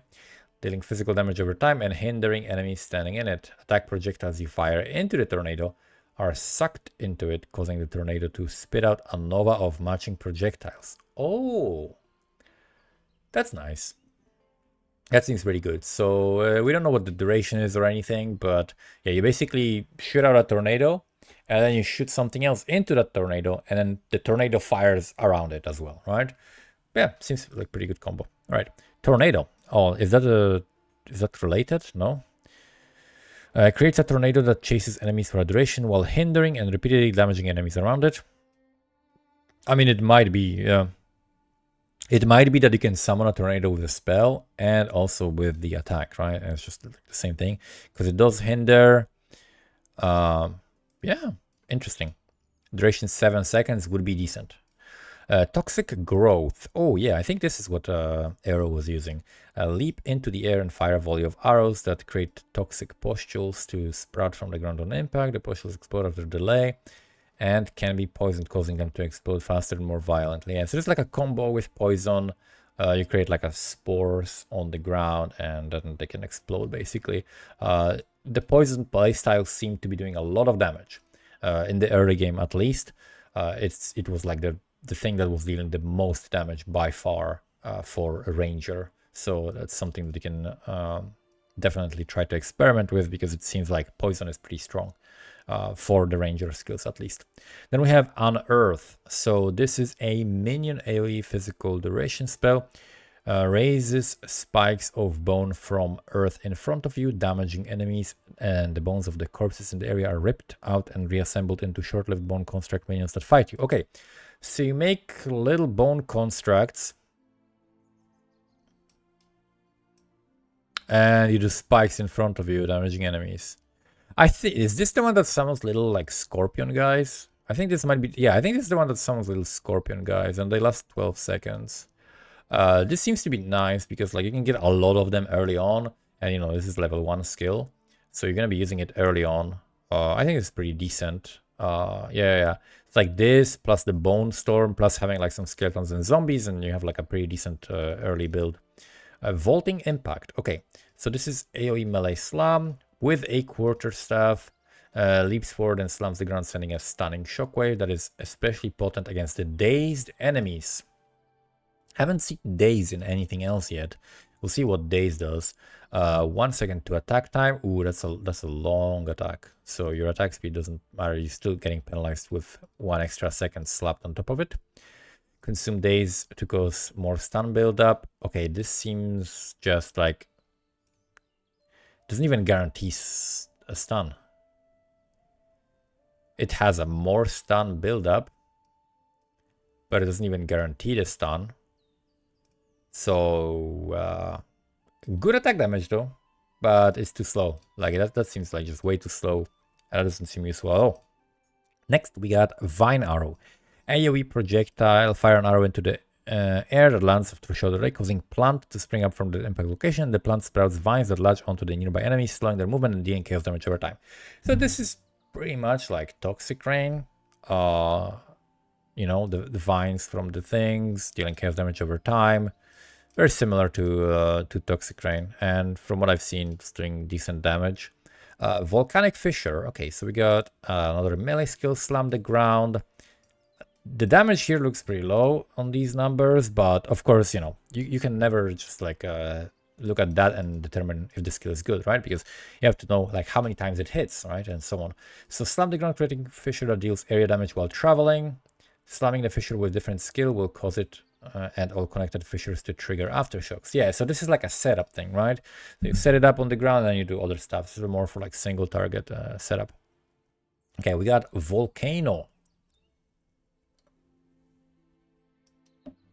80 mana per second. Wow, that's a lot. Create a volcano that fires projectiles around it. Channeling the skill causes it to fire more projectiles and deal more damage when it first erupts. Any slam near the volcano causes it to erupt. Wow. It's like a nice combo. You can choose to use the skill. You can choose to just plant it and then slam it. Or you can just hold it and spam more stuff from the volcano. Very interesting. Very interesting. That's pretty cool. Next we have a Voltaic Mark. So lightning related mark. Marks the target, making them more susceptible to being shocked. Let me guess before looking. Does it give you a charge? Mark duration. Oh, no. It doesn't give you a... Okay. When the target dies, a lightning nova erupts from the corpse. Nova does not use your weapon damage and instead uses its own attack damage. Huh. This is like if you really need a shock. This seems so clunky. What? I don't think I would ever use something like that. That seems like just like a skill with 3 extra steps. Just like, you know, you just use a regular skill, bro. This seems like a skill with 3 extra steps. Vulnerability. So this is a curse for physical damage, but it lowers the armor. Very interesting that we're gonna see like actual armor values, right? So we're gonna be able to know how much armor each enemy has because, you know, you're gonna know how much armor you're reducing. So when you see fully broken armor, then you know how much armor that monster had, right? So we're gonna know their armor, which is very interesting. Okay, then we have Wave of Frost, which is a cold attack with a quarterstaff. Oh, this is the... No, this is a different. Flip backwards while sending freezing wave of ice to damage area in front of you. Okay, this is a little bit different and hits freeze as though dealing more damage. Okay, so this is, yeah, you freeze with this and then you glacial cascade because since you're jumping backwards, you're going to be at a range so that the last hit of the glacial cascade is going to be able to hit the target and it's going to be frozen. You're going to be doing more damage and it's going to be hitting with the tip, you know, which is the most damage.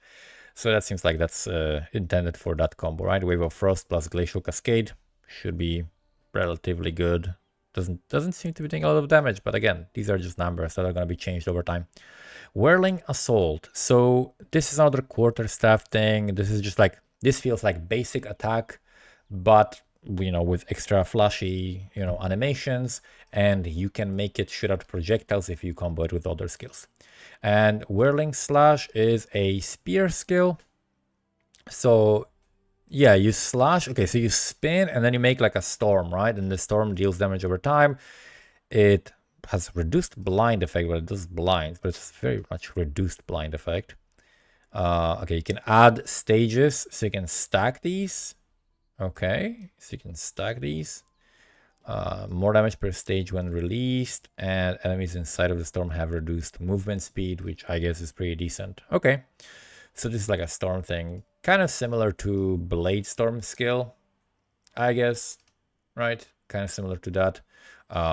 There's like sound version of it or whatever, but it does slow. Okay, very interesting. Then we got last 2 skills. So we got Wind Blast, which is a melee strike, also for quarterstaff. So this one, strike enemies at range by generating a gust of wind as you swing, and enemies will be knocked back based on how close they are to you. Huge amount, like plus 42 to melee strike. What? That sounds really, that's not even melee anymore. Okay, and then Withering Presence, which is a buff that is a persistent chaos buff.